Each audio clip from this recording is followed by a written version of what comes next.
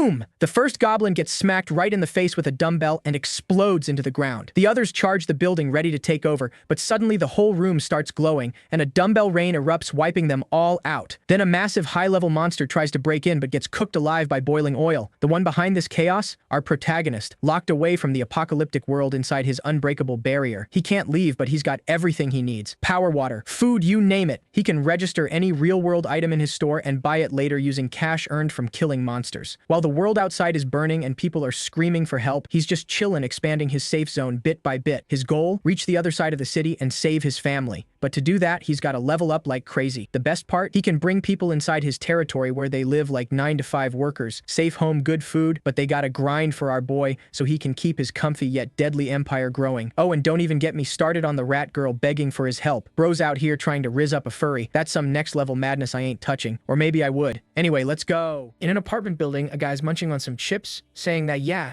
technically, the world didn't completely end. Because in theory, he's still living a normal life. That's the good part. The bad part is he's totally alone. He's the only one living in that 100-square-meter apartment. His mom, dad, grandpa, and grandma, they're all gone, outside somewhere. Apparently, his dad went a little crazy trying to buy that place, borrowed $200 million, then another $200 million from the bank, took loans, gambled, and somehow finally managed to buy it. That's why, even though the kid wasn't born rich, he's still about to enjoy the perks of living in a nice place. And when the apocalypse started, when all the chaos broke loose, he decided to stay there. He checks his phone, and his face goes pale when he realizes there's no signal at all. He takes a deep breath, but suddenly a loud noise echoes. He turns his head, and there's this thing flying straight toward him, slamming into the window. He falls backward in shock. The monster comes in for another hit, but then a message flashes across the glass. A creature without permission is trying to enter. The guy calms down, remembering that's the one reason he's even still alive, but he's losing it. He starts kicking the door in frustration, cursing out loud. It's been 3 days since the world supposedly ended, but he still can't leave the room. He's completely trapped inside.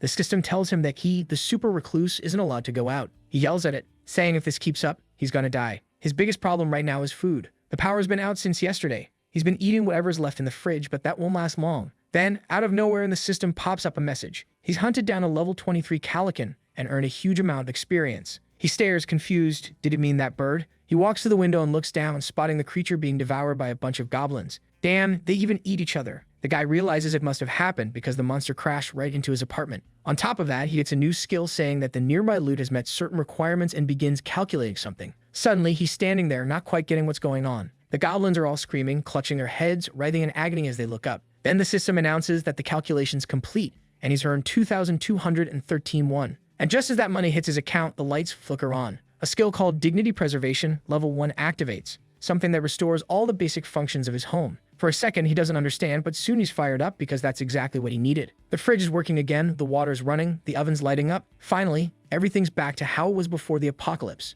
The idiot even checks his phone, thinking maybe it's back too, but obviously not right. The phone's not part of the house. But then he notices something weird. Amid all the junk on the floor, there's a strange USB stick. He plugs it into the PC and sees a photo of a mother holding a baby, then another with him in her arms. The kid and his whole happy family. Too bad they're probably being eaten by monsters now. Still, he mutters that he has to bring his family here no matter what. He's dead set on it, staring out toward the balcony, when suddenly, a store window pops up. Of course, if you're earning money, there's got to be a place to spend it. He stares at the message that says, View Item List, trying to figure out what's going on. Right away, he realizes it must be tied to the money he got from those monsters. He tries to open the door again, but the system repeats that the last recluse can't leave. Just as he thought, doesn't matter how much his level has gone up, he still can't get out. The only thing he knows for sure is that if he keeps hunting monsters, he'll keep leveling up and gaining new abilities. Maybe eventually he'll get one that lets him leave the house. But the real question is, how's he supposed to kill monsters from where he is? Then, seeing those creatures flying around and the one corpse being devoured down below, he gets an idea. He goes to the kitchen, fills a bottle of water, stretches his arm out, and throws it outside. At least items could be tossed beyond the house barrier. That's when he grabs a small dumbbell nearby and decides to test his luck with that. But as he's holding it, he hears something screeching. Looking down, he sees goblins yelling at each other, carrying chunks of the bird he killed earlier. They're about to leave, and he shouts, Hey, don't you run off now. Holy crap, this kid's got aimbot or something. He throws it and nails the target dead on. Wait, no, hold up. Turns out he hit the bird's corpse instead. I thought for a second the guy was actually cheating. Problem is, now he's only got one dumbbell left to throw. As he's thinking he's too weak to try again, the goblins suddenly notice him. They glance up, lock eyes, and start sprinting straight toward his building. He flinches for a moment, but quickly realizes, maybe this isn't so bad. He opens the store interface and clicks List Item. The system registers his dumbbell as an item worth 16,991, the exact same price he paid when he bought it online. Maybe this recluse shop actually mirrors real-world prices. So he decides to buy 2 more, and they drop right in front of him. Now he's got a way to practice his throwing skills. From up above, he hurls another one, and this time it smashes right into a goblin's skull. It's only 3 kilos, but hey, Newton's law does its job. The thing dies instantly, and he earns another 3,301. Blood splattering everywhere, the ground's turning red, and the rest of the goblins are screaming in panic. The guys already started bombing them from above, summoning 3 more dumbbells, grabbing one, throwing it. Another clean hit to the skull. Another 2,500 coins deposited, and just like that, he gains another skill. The warehouse, it was basically an alternate dimension where he could store items. Right away, he decides to open it up to see how it works. The system asks if he wants to store something, and he says yes. The 3-kilo dumbbell vanishes. Then he asks to retrieve it, and just like that, it pops right back into his hand. That's when he notices he's sitting on 2,000,001. No wonder he's been able to buy all those 16,001 items. And now that the warehouse is working, he gets another idea. In a split second, the top floor starts glowing. The system appears, and he commands it to summon the dumbbells. Suddenly, hundreds of them materialize in front of him. He's made it rain weights from the sky. That wasn't just an attack anymore, that was straight torture. Those poor goblins standing there like idiots are completely crushed. Everything dies instantly. He levels up again and earns another 59,000 coins.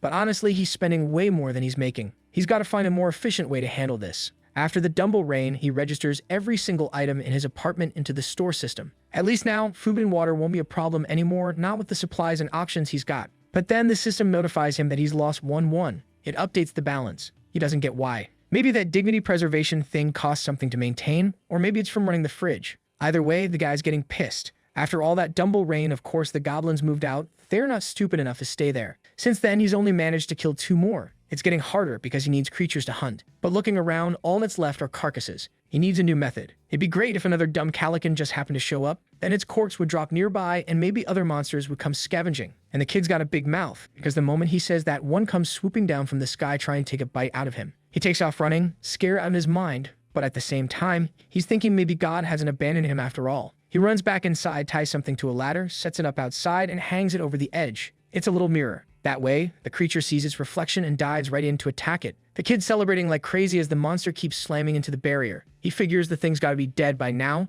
but strangely, it keeps flapping its wings before suddenly vanishing. He looks up and sees the weird thing hovering there, its mouth wide open, staring right at him. The system warns that an unauthorized entity is attempting to enter. The monster keeps pounding against the barrier while he's praying it doesn't break through. He opens the shop, desperate for something that could help. From what he's figured out, he only receives loot if the monster dies nearby. That's why the goblin hunts weren't always successful. Some survivors drag away the corpses, and those kills didn't count toward his loot. Meaning, if the distance goes past a certain limit, the calculation fails. And he can't let that happen again. He needs a way to kill this thing in one strike. Seeing the creature thrashing right outside, he suddenly gets an idea. He opens the shop and buys a ton of canola oil, heads to the stove, heats it up, lets it boil, then dips a pan full of the stuff and opens the system store again. He registers the canola oil as a new item, grabs his lighter, and makes a torch. The monster's still hovering up there waiting. He climbs higher, opens the small upper window above the creature, and dumps all that burning oil right onto its head. As the thing shrieks in agony, he lights the torch and throws it straight into its body. Flames engulf it. He smiles and says,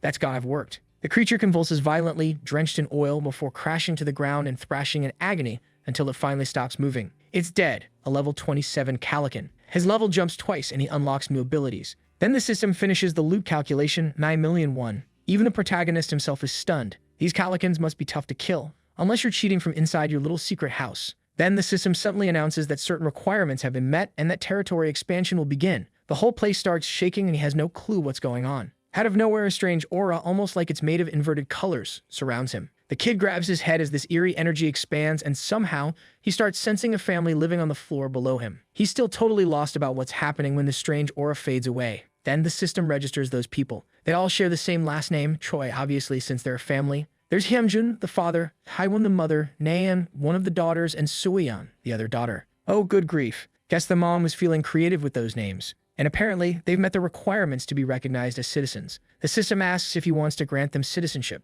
The protagonist hesitates, wondering what would happen if he said no. The system explains that anyone without citizenship would be expelled from the house. He realizes that'd be cruel. Throwing them out there would mean certain death at the hands of the monsters. Since it's just one family, he decides to grant citizenship to all 4 of them. Right away, the system confirms it's done, and he realizes he's gaining new powers at an incredible rate. With this new citizenship system, he also unlocks something called Ultimate Eyes. Nothing inside the house can escape his sight now. He wonders if it's somehow connected to the citizens. Then the system shows him that he holds the owner's declarations. Nobody can enter the house without his permission. He opens the citizenship menu and sees the 4 registered family members. But then he notices something else. There are around 600 total people listed. What the hell? That's insane. It's like a literal simulation game now. He's a bit freaked out. 600 is a lot, but he also sees he can manage way more than he expected. There's experience distribution, trust levels, and even mission assignments. Although this is getting good. The protagonist realizes he can control how much experience they share with him. This might be the real key to getting stronger. Excited, he checks what kind of missions he can assign.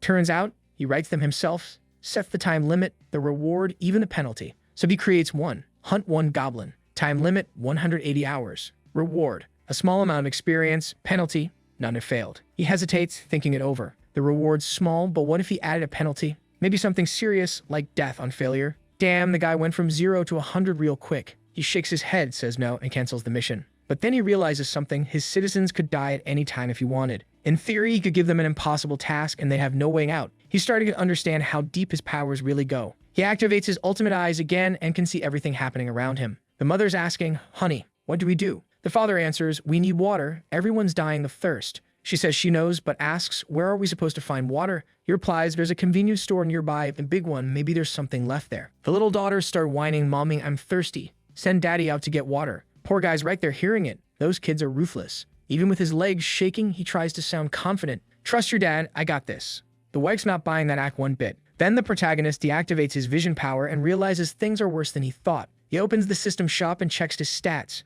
He's got a few points left and wonders if he could use them to upgrade the warehouse. Hoping it'll unlock new features, he confirms the upgrade. With that, the number of items he can list increases to 20 and a 10% discount is applied to everything. He still has 2 points left. The smart move would be to put them into dignity preservation or the shop, since he might end up finding more and more citizens later on. He upgrades the shop to level 3, and now he can list 40 items and unlocks a new feature, item restoration. Being able to turn old, worn-out things into brand new ones? Totally worth it. He opens the shop again, orders some water and a few tangerines, and uses what he thinks is his last dignity point to upgrade the preservation of the area. His plan is to provide electricity and water to the neighbors because, that could turn into a good bargaining chip later. The dignity preservation skill level's up to 2, and now he gains the ability to register vassals. Meanwhile, the father is getting ready to leave, but look at this guy's outfit. Come on, man, don't do it. Look at your family. You're just gonna leave them behind like that? But off he goes anyway. Everyone, daddy's heading out, but don't worry, I'll be back soon. The girls were the ones begging for water earlier, and now they're panicking, asking if he's really going to leave. He tells them not to worry, he'll bring back water and food and return soon.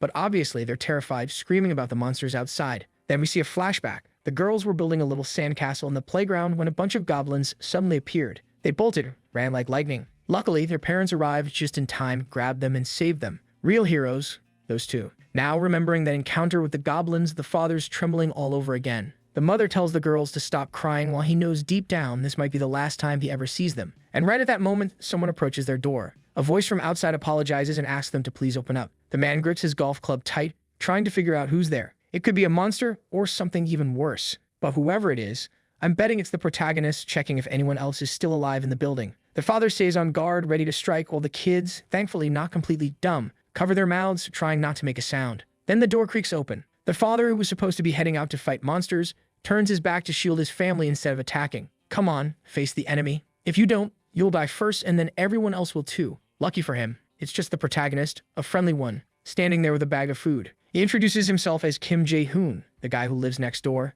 The family's stunned, emotional, even. Imagine you're about to walk to your death, and out of nowhere, this kid shows up with exactly what you needed. The father's speechless, staring at the bag. What, tangerines? Water? He looks over at his confused family. Obviously, they desperately need it, and there's no reason to refuse. That's what the father thinks, so he invites the boy inside. The daughters are super suspicious, though, giving the kid side eye while he can tell they don't trust him at all. But he's actually impressed. The family covered their windows with blackout curtains and kept everything dark and quiet, trying not to attract any attention. Still, he figures they could use a little light. So what does he do? Activates his power and lights the place up completely. Looks like he's not the type of protagonist who hides his strength. Besides, within his domain, he seems to have absolute control over everyone. If he wanted, he could assign someone a mission like, go to the next room within 1 second, and if they failed, they'd just drop dead on the spot. For now, though, he's keeping things chill, just handing out water. As the girls thank him and drink, he can't help but find them kind of adorable. He offers them some tangerines and they shyly accept. The mother takes one, says she'll peel it for her daughter, and as the little girl eats, her face lights up with happiness. Since the first daughter already ate, the second one realizes my dumb sister didn't die, so it's safe for me too. Give him a piece, Mom. She gets all cute and cheerful. With that, the trust level of all those new citizens goes up. The loyalty system activates, and Soyeon's loyalty surpasses 30. Soyeon's the youngest daughter, and since she passed 30, she can now be registered as a vassal. That's when he notices something else on the screen. Her trust level is 57. But there's also an option labeled Expel. The protagonist doesn't seem too thrilled about that. He can only have 10 vassals at a time, and it looks like this feature's gonna be important. He wants people who can actually follow his commands. The father's loyalty, though, is still stuck at 31. That's a problem. He needs to get that guy to trust him more. So while the father's thanking him, the protagonist says it's fine and invites him for a quick chat in the hallway. Outside, he asks if the man received citizenship, and he nods. Said a little window popped up, and the whole family got it about 30 minutes ago. The protagonist asks if anything special happened during that, and the man explains they couldn't move their bodies for a while. That's when the protagonist decides to make an offer. He tells Hyunjin that he can help him get back the peaceful life he used to have. He can guarantee no monsters will ever invade their home again. The father doesn't seem to believe that asking of something like that's even possible. The protagonist assures him it is.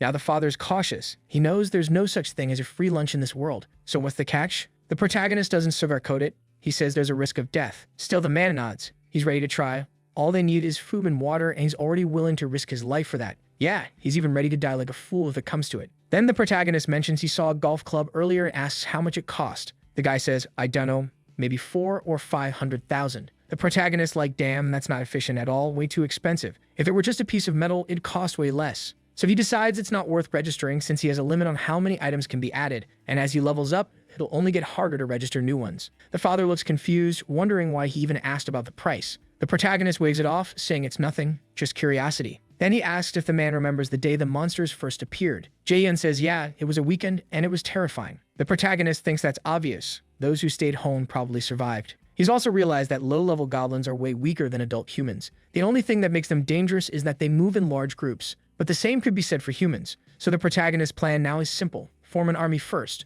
Then he tells Hyunjin, from now on, you're coming with me. We're going to find more survivors. Sometime later, he notices that Hyunjin's trust in him has gone up. Right now, the only one who still doesn't trust him is the mother. Looking at the family together, the protagonist can't help thinking he'd love to bring his own family back too. But then they hear something, groans, screams, strange noises. They look outside and down below, a group of people is fighting off goblins. Problem is, how's he supposed to help them? The only attacks he's got are Dumble Rain and Flaming Oil. The people down there are giving it everything they've got. One guy throws a baseball at a goblin's head, blowing it apart on impact. Another girl fires 2 arrows straight into one's skull, dead center. Damn. Meanwhile, the guy with the bat leaps forward and smashes another goblin's head in. The rest of them panic and start running for their lives. Get out of here, damn it. They're killing everyone. The fighters stay in formation, holding their ground, radiating aura. But then, one of the girls senses something coming. She draws her bow, aims, and wait, is that a bag of chips? From up above, she sees some guy waving at her. She's like, who's this weird kid? While the protagonist keeps cheerfully waving back. Then someone knocks on his door. It's Hyunjin,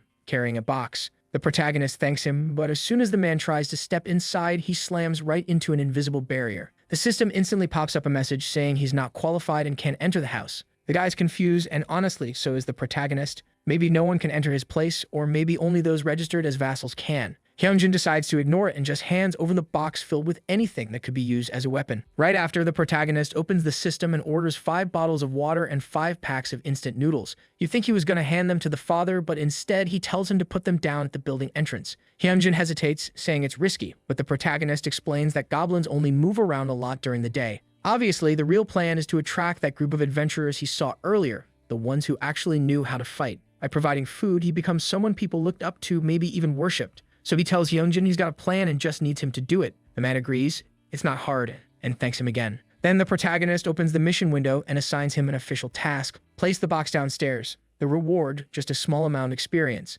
Hyunjin looks at it confused, but it feels a lot like a level-up system in a game. The protagonist confirms that's basically what it is and adds that Hyunjin's currently level 9. Probably, as he levels up, he'll get more rewards, so he's counting on him. That fires the man up. Finally, there's a way to grow stronger. Carefully, he heads down the emergency stairs, step by step, until he reaches the first floor. Outside, it seems calm. Too calm. But when he glances to the side, he spots several dark shapes moving. He instantly figures it must be a bunch of monsters. Bro, you just need to drop that box on the ground. Why not put it by your feet? No, instead, you have to prove to everyone how completely unprepared and clumsy you are, falling face first like a total idiot. Damn, that was harsh, but honestly, he kinda deserves it. Lucky for him, he's already swinging blindly in self-defense. And guess what? It's not a monster. It's the group that fought the goblins earlier. They ask if he's okay. Lucky bastard, second time in a row he's almost died for nothing. Meanwhile, the system notifies the protagonist that unregistered individuals are trying to enter. Immediately, he activates his ultimate eyes and sees what's happening. Hyunjin's walking in with 3 strangers. Everyone's talking, saying the same thing. It's from this apartment that the noodle packs fell.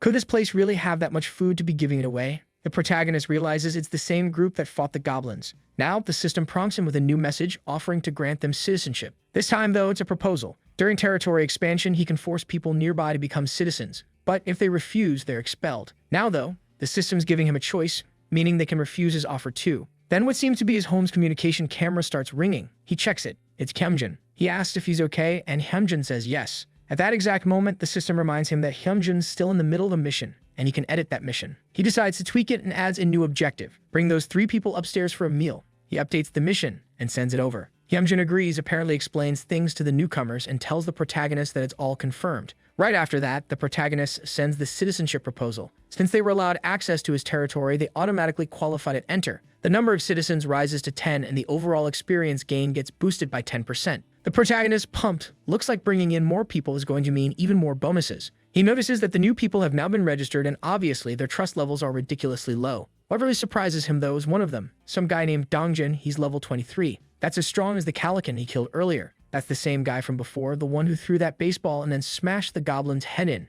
As expected, someone that's strong has to be an awakened human. He knows that depending on who's holding the weapon, even something simple like a baseball can turn into a deadly tool. And if that person's power is multiplied by this system, then yeah, that's basically perfect for monster hunting. Trust, though, that's something he'll have to build up slowly. For now, he decides to set the experience share rate to 70%. The registration's complete, and now he knows all he has to do is assign missions to those guys to go hunt monsters while he sits back, earning experience and cash. Of course, eventually he'll have to meet them in person. After all, they might be the key to finding his own family. Then suddenly, Dongjin's trust level rises, and not just his, everyone's trust is increasing nonstop. He's completely confused. What the hell's going on? Oh, for crying out loud, the dad's out of his mind. He actually brought the whole group into their home. The wife's already yelling, "Honey, what are you thinking bringing 6 armed people into our house with our 2 daughters here?" And he just shrugs. "My dear wife, did you forget you married an idiot? Poor woman. No wonder she doesn't trust the protagonist. She can't even trust her husband." He tells her to cook something and she's hesitant, saying, "I don't know if I should." She keeps refusing until he mentions it's for the protagonist.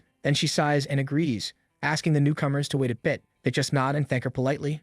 Dongjin, the guy with the bat, asks what kind of person this Jaehyun really is. Hyunjin admits he's not entirely sure either. All he knows is that the kid's their neighbor and he gives out food. Dongjin immediately gets the picture. Someone like that has to be dangerous. Hyunjin, though, is a bit of an oddball himself. Still, the group's sure about one thing. This guy Jaehyun must be some kind of meta-human. And for him to be supplying electricity, food, and water like that, he's got to have an insane ability. They can't deny it to them. He's practically a god in this new world. The father says dinner's going to take a while, so he suggests they go freshen up, literally. No one's about to refuse a hot shower in the middle of the apocalypse. Dongjin immediately realizes what that means. If there's electricity, that means plenty of things are still working. The father confirms, smiling, that yes, there's warm water for everyone. Everyone's a little freaked out, and he starts bragging that it's all thanks to Jaehyun's powers. He's got a bathroom, a suite, and even a super suite. Plenty of room for everyone to get cleaned up. And the skinny guy with glasses, seriously, a guy looks like he's running on half a pack of noodles, asks, "You think this Jaehyun kid's really a meta-human?" Dongjin replies, "Yeah, definitely. Whoever this owner is, he's got some insane skill. Just look at me.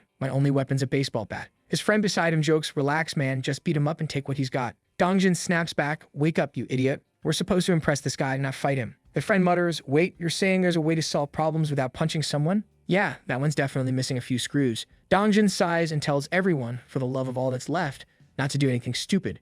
Just follow his lead. Their goal is to get as much food as possible, so the smart thing to do is figure out what Jaehyun wants and not screw it up. At least they're not completely brain dead. They all nod in agreement. But of course, there's one guy acting shady, the one named Byung-ho. Dongjin puts a hand on his shoulder and apologizes to the group, saying all this trouble's basically his fault. "Did you summon those things, you idiot?" Someone snaps. "Looks like you really did call everyone over for a little party at his place."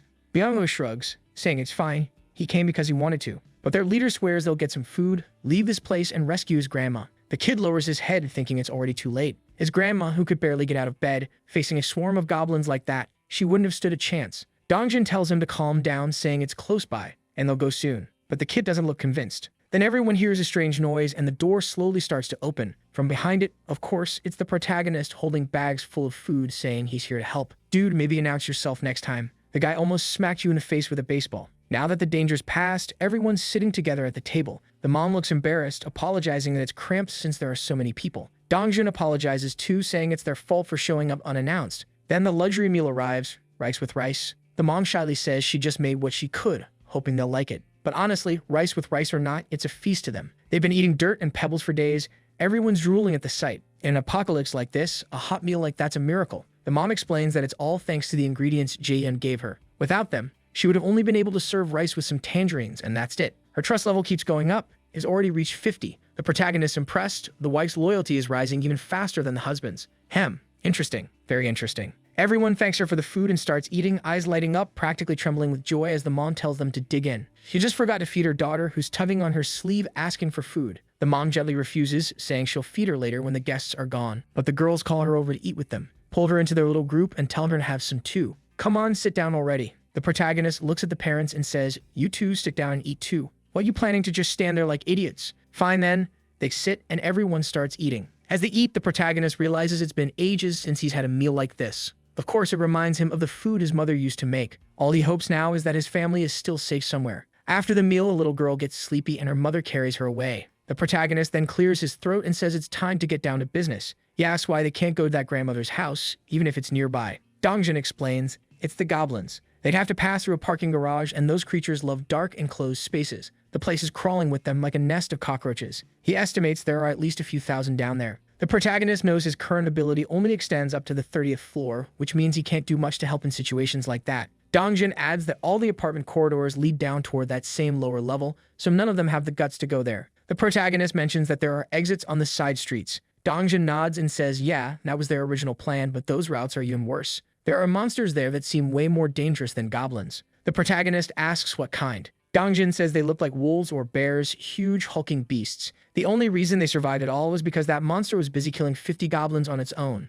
Yeah, that definitely sounds worse. He adds that they probably only made it out alive because it was so dark down there. Jaehyun says it's inevitable. Eventually, they'll have to face creatures like that. Easy for him to say, sitting comfortably in his stocked-up apartment, that lucky bastard. Dongjun agrees but says they have their limits. The protagonist frowns, asking what exactly he means by that. The girl explains that since they use balls and bows, whoever keeps throwing stuff eventually ends up like that, worn out. That's when the protagonist says he can fix that problem. He just needs to take a look at their arrows and the baseballs. The guy shows him the ball, and immediately the system asks if he wants to register it. He grabs it and confirms yes. He also registers a bow that's still in good condition. Obviously, he's no fool. That kind of weapon is perfect for him too. Then he asks if everyone can use bows. No one answers, but he doesn't care. He just summons them and tells everyone to take this chance to learn how to use them. The group's trust level rises a bit, and Byung-ho gets excited, thinking that working with this kid might actually give them a real chance to save his grandmother. The whole group's pumped now. With bows in hand, they'll be able to hunt much faster. The protagonist then says that before they move forward, they first need to drastically cut down the number of goblins around.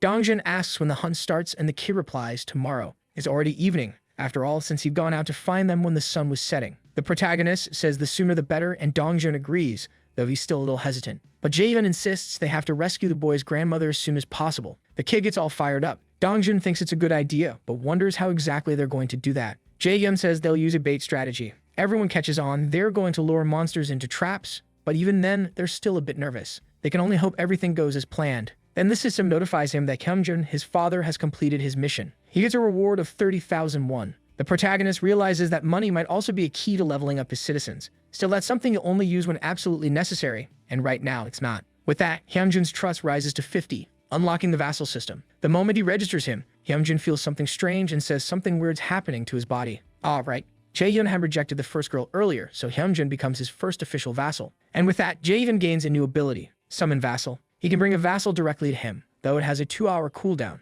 Also, Hyunjun is now level 20, with the first servant title and the strength of a gorilla. As the first servant, all experience and gold he earns are doubled. On top of that, Jaehyun's ultimate eyes can summon his vassal within a 5-meter range of the house. But Jaehyun's curious about what that plus symbol next to the vassal tab means. When he checks, the system asks for 1 million gold to level up the vassal. Naturally, he's stunned by that price. He decides to ignore it for now and asks Hyunjun how he's feeling. The man says he feels oddly powerful, like he's suddenly much stronger. Was this your doing? He asks. Jaehyun smiles and confirms it was. The father keeps marveling, saying it even feels like he's gotten a few years younger. Jaehyun chuckles and tells him that since that's the case, he'll be joining the mission too. With citizens earning 10% more experience and his vassal earning double, their total gains will be enormous. Jaehyun explains the plan. Hyunjun needs to kill as many monsters as he can. The old man straightens up, still awkward and stiff, but says he'll do his best. The protagonist nods, saying he's counting on him. Next scene, they're already on the first floor. The guy with black hair tells Dongjin that it's pointless to keep looking around this area since it's all wrecked anyway. But Dongjin explains that, just like Jaehyun said, their group's mission is rescue. We see the mission details. Rescue all survivors in this building and bring them to the 30th floor. Dongjin elaborates that the plan is to lure all the goblins inside and wipe them out in the hallways. For that, they'll need a lot of people. And that's why finding survivors is the most important part of the job. The group looks fired up and says they're ready. It's time to begin. So they head toward rooms 101 and 102. But the moment they step inside, everyone freezes. They'd been all excited a second ago, but now they're just staring in shock. The first thing they find is an entire family, torn apart. Holy hell, this job's gonna be hard, but not in the way they expected. Seeing one horrifying scene after another like that, it breaks anyone. In the next room, the window's shattered and everyone inside is dead too. Dongjin just covers his face and mutters that there's nothing left on the first floor. They should head up already. And up they go. The hallways are soaked with blood and bodies. By the third floor, finally, the place doesn't look quite as apocalyptic. Though let's be real, they'll probably end up finding someone who starved to death in a locked room eventually. Creepy stuff. Since no one answers the knocks on the doors, they try another.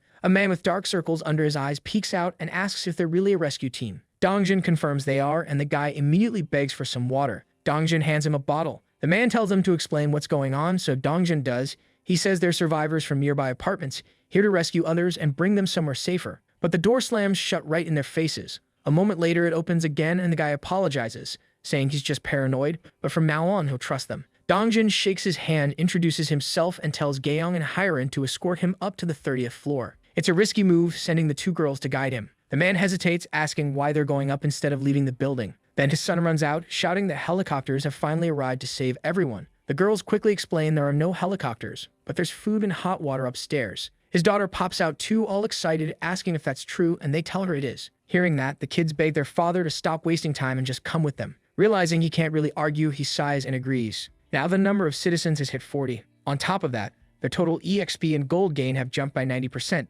That's insane. The protagonist's thrilled. He's got 40 people now, even though most of them are old folks. Not exactly ideal for combat, but he's still a decent guy wanting to help everyone he can. Dongjin reports that this is all they could find. That's the total number. They checked every floor from 1 to 29. Many were already dead, but a few people were still alive in their apartments. The protagonist praises their work, thinking that Hyunjin's apartment must be packed now, but this should be enough. He activates his ultimate eyes and sees everyone hard at work, carrying chairs, setting up ropes, dragging cables, moving tanks. He nods, saying it's perfect. It's time to begin the second phase of the goblin hunt. In the hallway, Dongjin gathers everyone and explains how the plan's going to work. Their goal is to lure out the goblins hiding below. First, they'll head to the B1 section of the parking garage. They'll split into two groups, one to draw the creatures in, the other to tape them down. After that, they'll move on to clear the ones deeper in on B2F. The guy with glasses asks the obvious questions. What if there are way more goblins than we expect? What if they're not isolated? What if we fail to lure them out? What if we get trapped under the bodies? The archer girl tells him to quit being such a coward. She'll put an arrow in every single one of those monsters' heads. He says they're overconfident.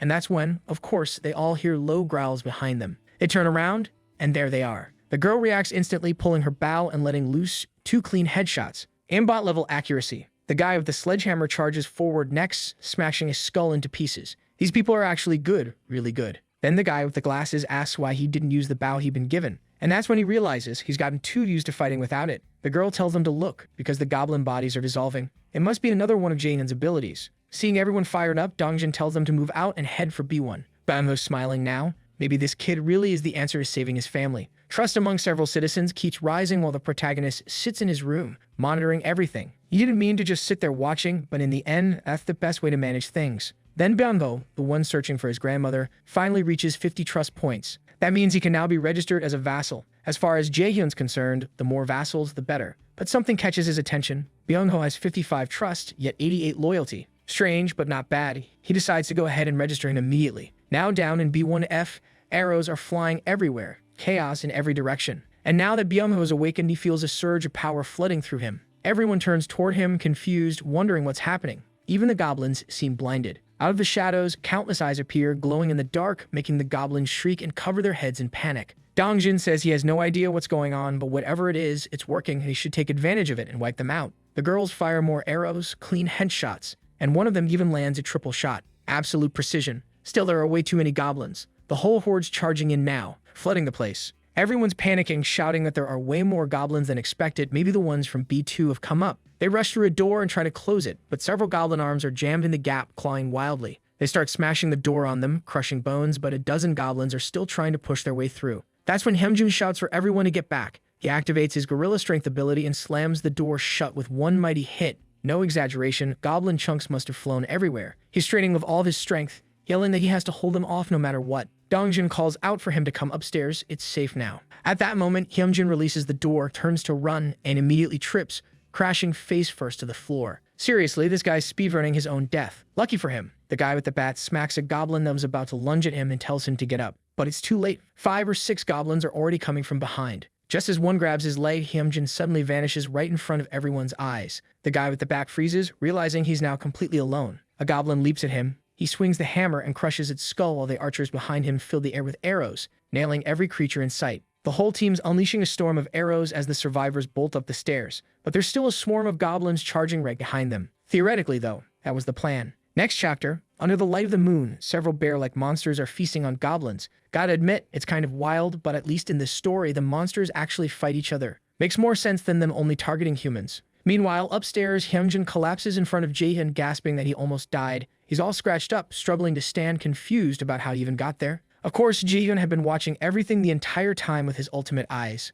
Thankfully, the summon vassal skill worked perfectly. Hyunjin's limping, his feet all torn up, asking what just happened. Jaehyun simply says that, at least he's still alive, and something like that shouldn't take long to recover from. But Jaehyun knows it's time to start researching medical supplies. He goes back inside his apartment, remembering that his mom always kept a small first aid kit to take care of him. In a world like this kind of thing is extremely valuable. The problem is he can only store 40 items, so he decides to put everything inside a box and then store the whole box. I had that idea, and it actually worked. Dan, I'm a genius. As much of a genius as the protagonist. Could I be a reincarnated one? Don't know, but I do know the full kit costs $77,000. He then calls the soapfoot guy who keeps falling over and tells him to show the wound. The protagonist says he's going to disinfect it, and the guy lets out a little groan. But at least that raises his trust again. Honestly, the protagonist thinks, I don't even know if I want this guy's trust. Useless idiot. I'm only keeping you alive because you've got a wife and 2 daughters who need you. For what? I'm not sure, maybe emotional support. He keeps helping him while wondering how the others are doing. It's better to use his eyes, so he activates them. Let's see what's going on out there. Same hallway, Flashbeard pops out from behind the barricade, lands a clean arrow to another goblin's head while one of the guys is smashing away. Everyone's holding bows, raining arrows on the goblins. This team's really strong. They built barricades, they're drawing enemies in, not hitting their own allies. Spoke too soon. Right after he praises them, a guy gets grabbed from behind by a goblin. Byung-ho shouts for him to watch out and charges in himself, smashing through 3 of them. He's completely possessed, diving straight into the fight and tearing everything apart. The others stare. Byung-ho can fight like that? I didn't know that. The protagonist watches, realizing everything's going great. Byung-ho's already level 30, and now he's awakened a teleport skill. He can move through space using mental power, reaching anywhere he can see, even carrying others with him. But of course, the farther and the more people, the more energy it burns. The protagonist sees it was absolutely worth registering him as a vassal, way better than that father. Another goblin takes an arrow through the skull while Dongjin yells for everyone to move. They ask where the water tank is and someone shouts that it's ready. Byung-ho sprints up the stairs, jumps the barricade, everyone hides. The tank tips over, dumping water all over the goblins. Then they yell to activate it, and damn, they actually had a plan. The wires laid on the floor plus the water, electric current everywhere. The creatures are all fried. Nice. That strategy was brutal but smart. The protagonist earns a ton of experience, 330,000 won, and almost passes out from it. Expansion maybe, he thinks. A sphere of energy bursts out, spreading toward the goblins. The system alerts, hostile entities detected, commencing removal. The creatures are literally disintegrated, and gains even more experience. This story is reminding me of that Chinese one about domain systems, but better, he thinks. Meanwhile, at the corner of the parking lot, goblins are raging, pounding their fists. Then one of them notices something weird, looks back, and there's a giant bear. It starts devouring them. The goblins panic, screaming as the bear claws through them, tears them apart, flings them away. Those poor things have no chance. The parking lot turns into chaos, goblins screaming, the bear tossing bodies everywhere. But now the goblins are biting the bear's neck, face. It's a real brawl. It's getting bitten on the jaw, on the head, and the bear goes berserk. Everything explodes. Then suddenly, what? The bear just got citizenship, and it was a woman inside the bear. Dear God, I'll leave that one to you guys. Whoever's brave enough to handle that, go ahead. I'm out. The protagonist still shaken up. Oh, it's because he's watching all of that unfold and wondering who she is. Oh, Yeonju, level 33, 9 trust points, and the ability of the Great Bear. Rank A. The protagonist stunned by it. And then something beautiful happens. Everyone who took part in the mission starts surpassing 50 trust points. That means they can now be registered as vassals, and the first one the protagonist promotes is Deoksu. He's granted the title of Third Servant and awakens the Steel Knight ability. With that, he gains a halberd and a full suit of armor that covers his entire body, ranked at B. The protagonist notices that the father, who was level 20, received a rank C ability. Deoksu, who was level 25, got rank B, and Byungho, who was level 30, awakened teleportation.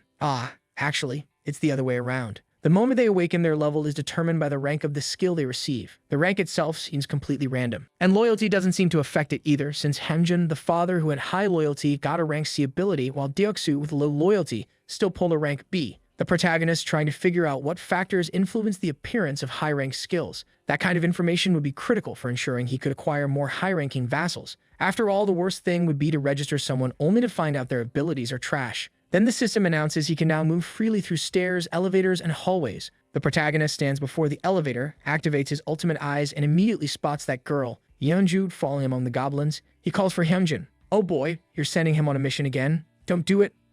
Never mind, good. He just told him to go downstairs and get the girl. If someone's gonna die, better it be alone. Meanwhile, the people on the stairs are confused. When the goblins were being burned and fried, suddenly they exploded. Dongjun's sure something that powerful could only come from one person. Hyunjin remembers thinking the kid was strange, and not just because he somehow had running water and hot showers. Even the ingredients his wife used for cooking had come from him. It's starting to make no sense. This kid has too many abilities. Even Byungho, who used to be extremely shy, suddenly turned into a monster-slaying machine after meeting Jaehyun. Now they're sure, in a world like this, there's only one conclusion. They have to make sure this boy stays close to them. That's the only way they'll survive. Then the father throws himself into a swarm of goblins to save the bear girl. A child playing with a toy car in a park. What are the odds this ends tragically? Look at that. Hey, Mom. I love you. My son, you're amazing. You're not gonna suddenly die and traumatize me, right? Of course not, Mom. Relax. It's just 3 bloodthirsty goblins chasing me.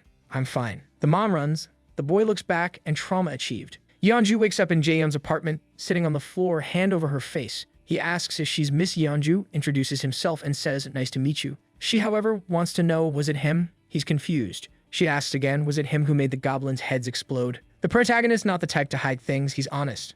Yeah, that was me. She's in shock. What kind of ability is that, to blow up heads from a distance like that? Then she starts thinking, maybe he's the solution to something. She asks him to save her son. Wait, what? Her son? Wasn't the kid eaten by goblins? There's not much you can do about that. But she says that she just wants to see him one last time. Maybe recover his body. She says she misses him. And as she cries, strangely enough, her trust begins to rise. Jaehyun's certain the woman's son must already be dead. But still, is there really something he can do? He decides to try giving her a quest. Kill 1,000 goblins. No time limit. Reward. Resurrection of your son. He asks the system if that's possible, but it replies that such a wish cannot be guaranteed. Which, yeah, obviously. There's no way the dead could just come back to life. But then, what? The system says he doesn't have enough funds to guarantee the resurrection. Should he try again after gathering sufficient funds? Jaehyun's completely confused. Could it really be possible to bring someone back like that? The problem is he has no idea how much it would take. Still, he's bold. He tells Yeonju that he thinks he might be able to help her. Maybe, just maybe, bringing her son back to life could be possible. He's not sure at all, but it feels like one of those things where you only find out at the end that it was never going to work anyway, you know? She asks if it's true, and he says yes, but not yet. He's sure there's some way. She immediately asks what she can do, and of course, the protagonist already has an idea. With everyone in his team awakening new abilities, if they work together with her, they'd become much stronger. Obviously, the best move would be to make her one of his 7 vassals. But for now, he just tells her to stand up. He wants to introduce her to a few people. She goes over, greets Deoksu with a "nice to meet you," and asks if he's the human who hunts goblins with a baseball bat. The girl next to him is the archer. Everyone's confused. How does she know that? The bear girl just tilts her head and asks if they don't recognize her. She strikes a familiar fighting pose, but they're still lost. She's out of her mind, one of them mutters. Then she decides to show them. Her fur starts appearing, her face morphs, and suddenly, they all realize. She's the giant beast that was blocking the path earlier. She can even speak and admits, yes, she was that bear. In fact, she had helped them several times before. Now it makes sense. Remember when they said they escaped by pure luck? It wasn't luck. It was her presence nearby, which I guess could still count as luck. Anyway, their favorite beggar shows up, saying now that everyone's together, he has something to announce. He's going to explain the plan to rescue Byungho's grandmother tomorrow morning. The number of goblins has dropped drastically, so it should be doable. The only one not participating is Hyunjin. Obviously, he's useless as always after breaking his fragile porcelain foot again. Yeonju, on the other hand, is joining the mission, and she actually looks cheerful. Well, maybe cheerful is a strong word, but she's clearly motivated. The protagonist says they'll talk again tomorrow, and everyone agrees. Then he calls over Byungho and Deoksu, saying he wants a word with them. He asks if they know why he called them. The 2 idiots obviously have no clue. Is it about her powers? One asks. The The protagonist nods. It's exactly that. Both of them have already awakened their skills. Manhwa has teleportation and Deoksu has Steel Knight. Jaehyun's plan is to make sure they understand their limits and how their abilities work before tomorrow's mission. The system then generates a group mission. Each of them must demonstrate their awakened ability within 1 hour to receive a strength boost. Failure means sleeping outside for the night. The protagonist figures that sounds fair enough. Deoksu asks if it works like Dongjun's ability. The guy's puffing up his chest, eager, saying, "Alright, tell me, how do I use this Steel Knight thing?" Jaehyun explains that, in theory, he should be able to summon armor and a halberd. As Deoksu tries to figure out how, suddenly, Byung-ho vanishes beside him. Everyone's confused, then he reappears across the room. Turns out, it really worked. With this power, the mission would be a lot easier. He thanks our guy right away, pushing his trust even higher. However, the protagonist tells him to wait and says he shouldn't try to save her yet. He doesn't know how to control the ability, and it definitely has limits based on mental strength. Before running around using it, you should practice a lot and figure out how to aim, what the range is, and everything else. Byung-ho says he understands, and right then the two of them feel a strange energy beside them. Deoksu has drawn the halberd and a full suit of armor. Dan, his armor looks slick. Say what you will. Inside a dungeon, that would be badass. It's kind of out of place in an apartment hallway, sure, but in a dungeon, it would be pure flex. His trust goes up too when the protagonist calls out to Byung-ho, asking if he can, for example, teleport to that building across the way. Brave kid, huh? He takes a look and decides he'll try. What if he appears midair and falls and dies? Imagine that. Imagine if that actually happened. The protagonist then issues a mission. Move by teleport to Unit 113 within 3 minutes, and you'll gain increased teleport efficiency. I think he registers the mission and then their coins get spent to level the kid up, you know? Byung-ho stops in front of the window, starts focusing, and becomes wrapped in an aura. Suddenly, he vanishes in front of Deoksu and reappears on the other side in another apartment. He waves from far away and the mission completes. Obviously, what happens? He burned too much mental energy and passed out like a complete idiot. Lucky fool that the protagonist has summoned Vassal and yanks the kid back immediately. It's busted. Send the kid, kill something, pull him back. Total cheese. The fool's out cold. You can tell the teleport's great, but the stamina it consumes is absurd. At least his status shows he's fine. It's just a matter of resting. Good thing you didn't try anything crazier or he would blacked out there and lost. Right then, the protagonist calls for Deoksu and asks if he works out. He's a little confused, but he gets handed the legendary Saitama routine. Doing push-ups and squats in that armor that must weigh around 50 kilos. Brutal. The guy actually pulled it off, finished it for real. The protagonist impressed. Sure, the guy seems athletic, but stamina like that is extraordinary. Suddenly, the system starts some kind of evaluation and he's not sure what's going on. Deoksu asks if it's over and our boy says yes, he can rest. With that, the evaluation finishes and his strength ticks up a little. Our protagonist's strength, huh? Who would thought? Pretty soon he'll be punching monsters himself. That obviously changes the game for him since he won't have to rely only on other people. Next day, in the city's back alleys, Dongjun looks back and tells everyone to run. They're sprinting full speed, but now some bodybuilder goblins are closing in from behind. Deoksu glances back, sees the creatures closing in, and decides he's got to handle it. He summons the armor and delivers the first halberd strike. The beauty of that weapon is that it pierces, it tears, it slices, and he strings together a whole combo while the rest of the goblins keep advancing. But a bunch of goblins ignore the guy in armor and go after the rest of the team. Poor things, they take a rain of arrows straight through the skull. People in this story have ridiculous aim. I thought it was the Queen of the Bow, but it was Byung-ho who tells Deoksu not to worry. Anything that slips by, he'll handle. Deoksu grins and says he gets it, while the goblins are basically freaking out now. They turn tail and run. Jet out of here, everyone's dying scatter, but they're screwed. They run right into transformed Yeonju. One goblin's practically crying. People in this story are really cruel to monsters. Arrows, halberds getting torn in half, brutal. Dongjun tells Byung-ho it's time to move and go save his grandmother. He runs ahead, thanking him. And with that, Yeonju completes a mission. Her evaluation finishes while the protagonist is just watching with his all-seeing eyes. He's thinking this evaluation term might be a mistranslation. It's probably supposed to mean quest, right? Because she just finished one and received 132,001. He notices the amount's different from before. Oh, it really is a quest reward, but it seems that depending on the quest, the reward he gets as the quest giver also changes. He's trying to figure it out. And then Byung-ho also completes a quest, but apparently he's already hit his daily quest limit. The system evaluates the quest he finished, and the protagonist, feeling a little anxious, then jackpot. The system congratulates him and gives him 1 skill point, exactly what he needed most. Meanwhile, Byung-ho is moving forward through teleportation.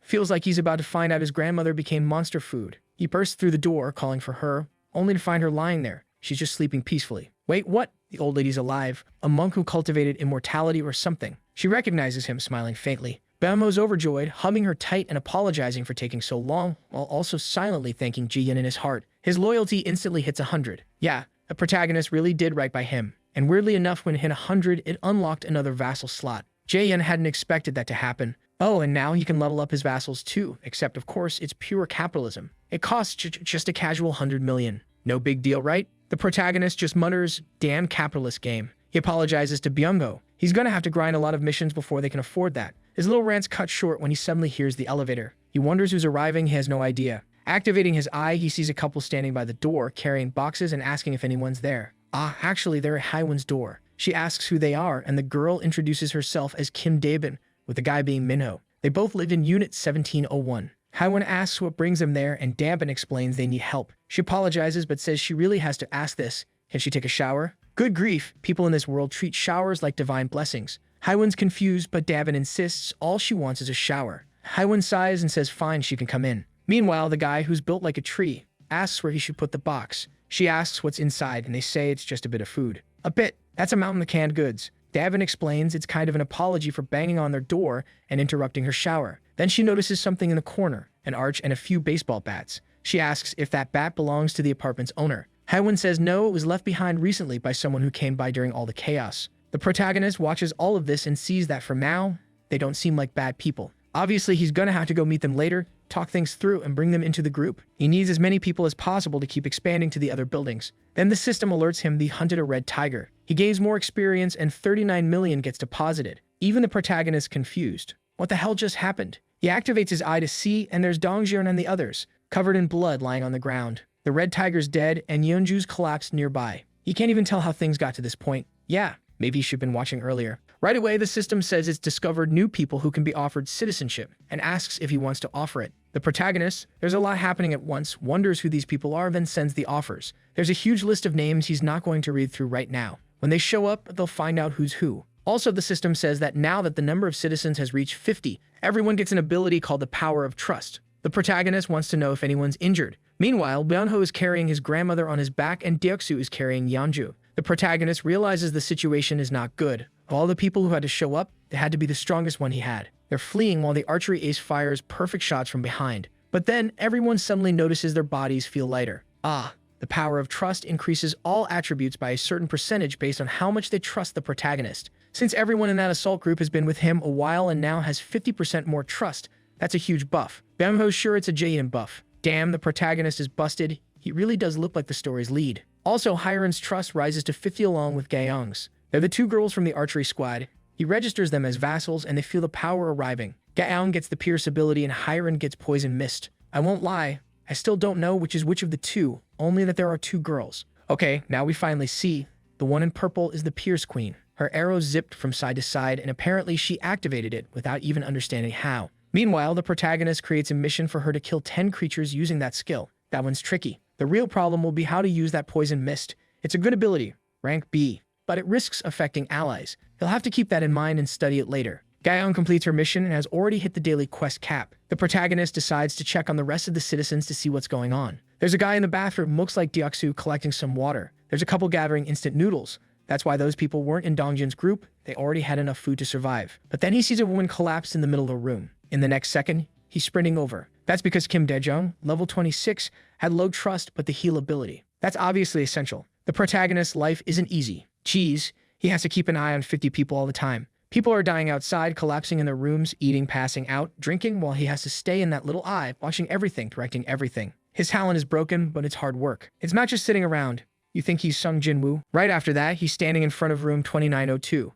He opens the door. The problem is it looked like it had one of those locking systems. However, now he had an invisible hand ability, the last one he received. So he just closes his eyes and starts imagining the thing being destroyed. A pair of pliers appears in front of him and he uses it to break the lock. The door opens, he runs in and reaches the girl. Incredible. He gets there and says, "Hey, you okay? Wake up, please." But obviously her condition was worse than he imagined. He notices signs of dehydration and realizes it, right? Just like I said earlier, she probably got trapped in the room, didn't want to leave, and ended up like this, totally wrecked. Too clever for her own good. He's wondering if there's anything nearby he can do to help her. Then he notices something strange. On the floor next to her, there's a bottle of water. He decides not to worry about that for now, because the priority is to save her. He gives her a mission. Take one breath and recover from the dehydration. Wow, it worked, but it cost 10 million. Yeah, that was expensive. He asks if she can wake up, but she's completely shattered and wants to know who he is. The protagonist introduces himself and says he lives in the unit above hers. She then asks, "What are you doing here?" He explains that she looked really bad, so he forced the door open and came in. The girl seems to remember something, starts crying and covers her face with her hands.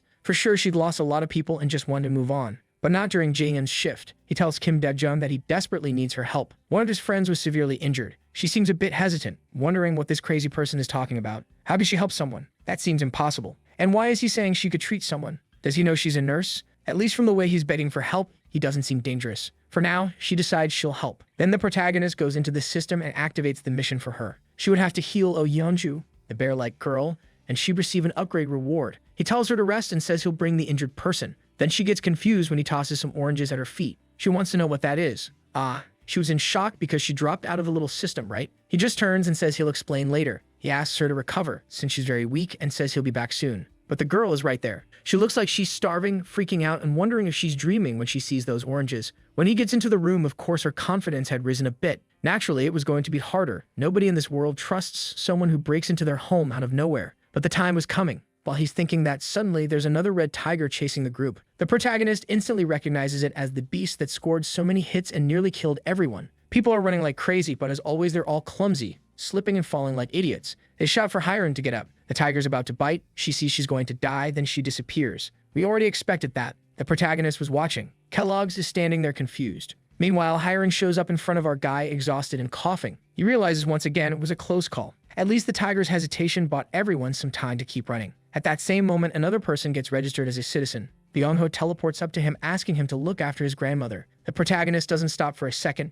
He just tells the boy to wait a bit. Byung-ho asks why. Could it be because the rest of your group is being chased by a giant tiger? Jaehyun is greedy. He's thinking about how to kill the tiger, not how to save people. The beast is closing in on the group, and Dongjin sees that not everyone can escape, so he does something. He grabs the ball, throws it at the tiger, but the animal dodges to the side, though it takes a glancing blow. The tiger roars louder as Gaeon calls for Dongjin. The tiger comes in to bite, and Dongjin realizes he can't run straight anymore. He has to move sideways and tells everyone to flee toward the building. The tiger's coming in for a strike, and this one's going to land. He's trying to get to the parking lot. The tiger's jaws are right behind him and closing in. Then, bam, something appears and slams the tiger to the ground. The protagonist, using his invisible hand, kind of forms a metal rod and starts choking the tiger. Everyone's in shock as the beast is lifted off the ground. At that moment, a mission pops up for Gaeon, and the protagonist figures he personally can't go. But if she goes hunting, he'll get 4 times the loot. She stands there, focused and fearless, in front of the dying tiger, gives it one more look, releases an arrow, and it seems she killed it. You hunted the red tiger and gained an insane amount of EXP, plus 63 million was deposited into your wallet. Oh, but he's going to need a lot of money just to wake the girl.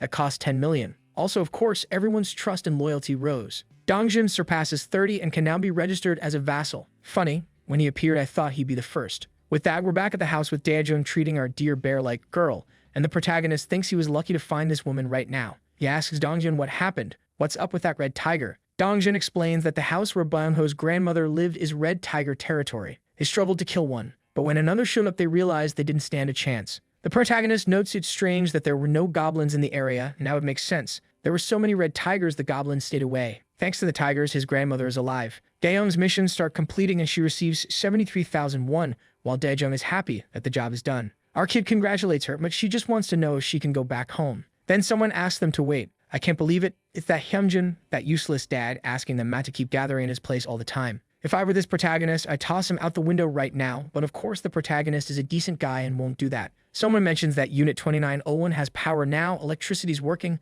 so yeah, they can live there for now. The protagonist then tells Danbin that Units 2101 and 2102 will also have power now. She's given the job of telling people to use the bathrooms and take showers in those units. Strangely, the protagonist says they can keep one unit and the rest of the people will share the other. Oh, but there's a reason for that. They'll get this advantage because the protagonist wants them to act as messengers for our kid. Basically, when he needs something done or needs to tell people something, they'll have to rush out and pass the message. He already gives the first order. Tell everyone that the first team to kill 100 goblins as fast as possible will win an empty house with everything working. That house can hold up to 10 people and everyone will get the same benefits. The only catch is it depends on the floor of the house, since they can only work on the upper floors. Jaehyun realizes he's going to have to make those with power want to prove their worth. Only then will they get what they want. So the mission is created: hunt 10 goblins. Reward: a small amount of experience. The failure condition: forbidden from using the shared facilities. Luxury's over, time to work. And now there's a desperate guy already running in the parking lot, being chased by a bunch of goblins. Seeing the door at the back, he says it's just a little further, but the little green hand is about to grab his coat. He slides past and tells the group he's made it. There are other survivor groups.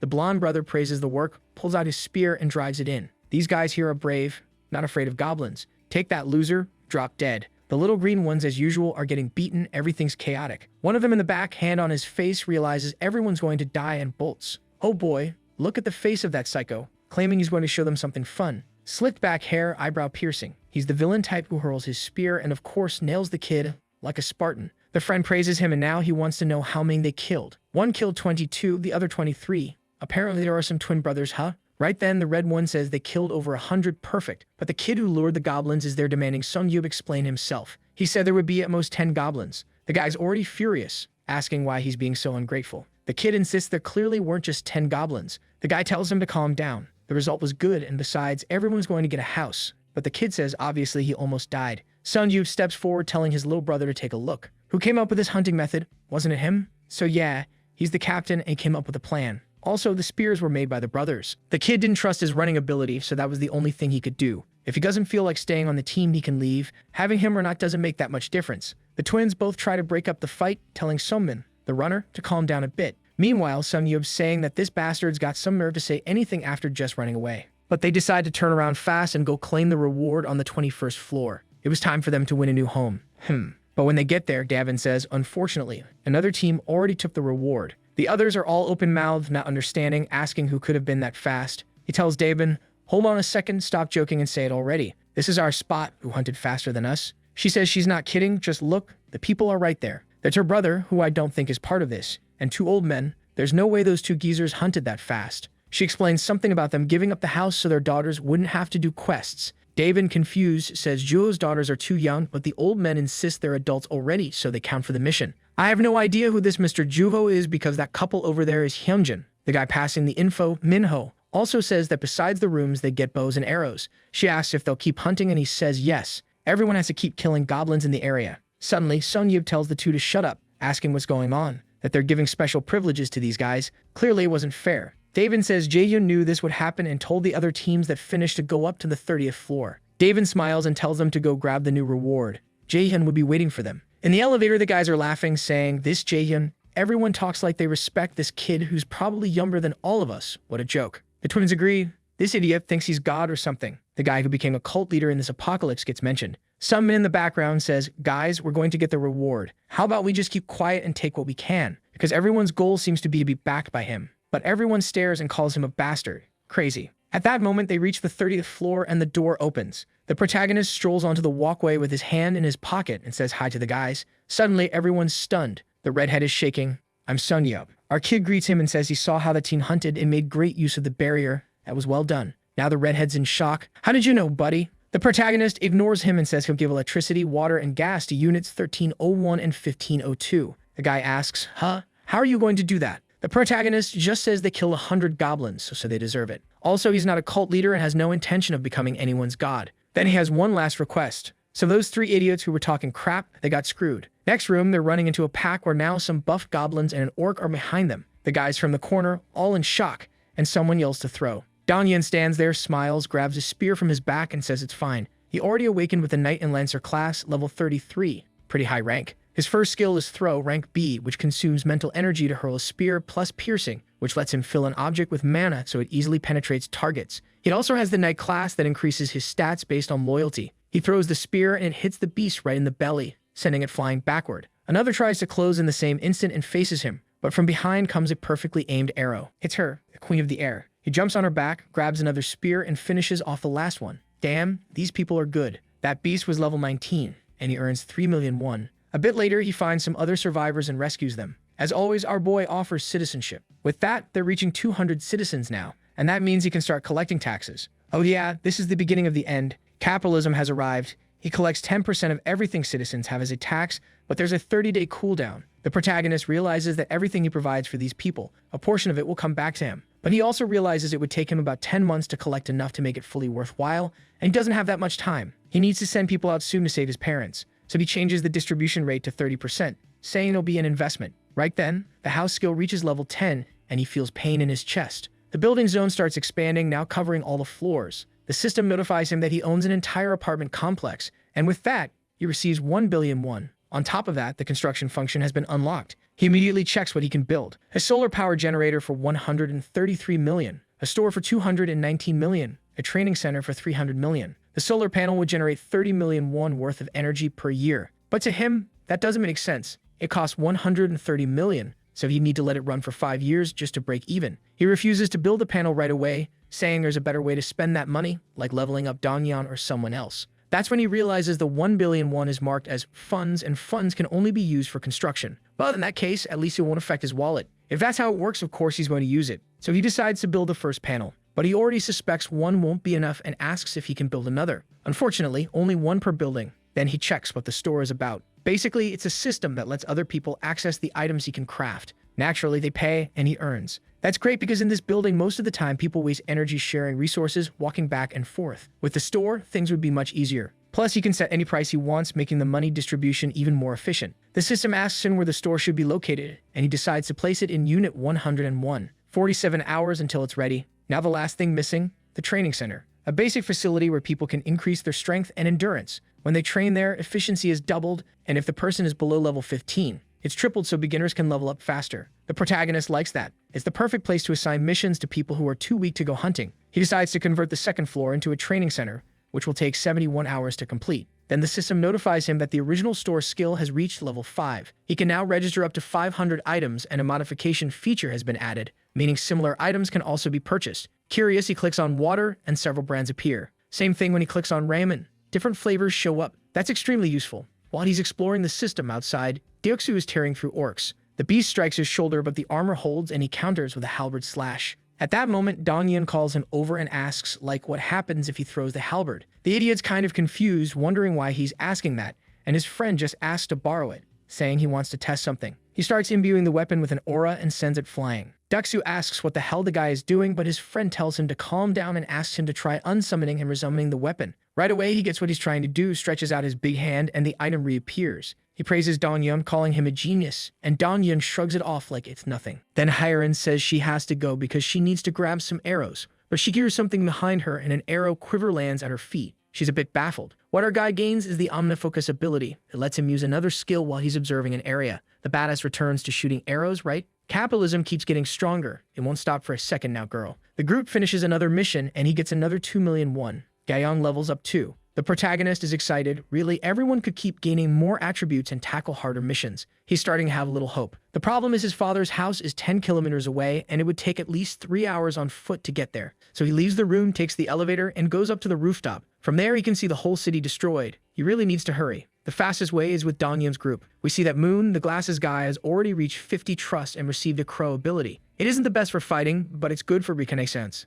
Yeonju is still at 12 trust, the bear girl. Dajun, the healer, is already up at 60 easy to trust. The protagonist wants to make them the perfect team because a healer throwing heals on the bear would be a solid combo. The problem is Yeonju still doesn't trust him enough to become a vassal. Hilda already had a blessing ability that temporarily raises someone's physical power by 70%, and she has rank B armor. The protagonist realizes that those who had good abilities before he awakened have an absurd advantage. He tries one more time to give Yeonju a mission to resurrect her son, but unfortunately, he doesn't have the money. After those 2 red tigers that dropped so many millions, I can't even remember how much. There's obviously nothing to do but hunt level 40 monsters to get even bigger rewards. Brutal protagonist. Time limit 24 hours and penalty is death. However, the system won't allow it because he doesn't have enough money to pay someone soloing a level 40 monster, you know. It'd be too expensive for one person to take on a level 40 alone. Then he gets a reward from a group that hunted an orc, and he gets an idea. Instead of making the mission just for her, he creates a group mission for everyone. Hunt a level 40 monster. The initial plan was to put Yeonju beside him, though I don't know if giving her a mission where she dies if she fails is a good idea.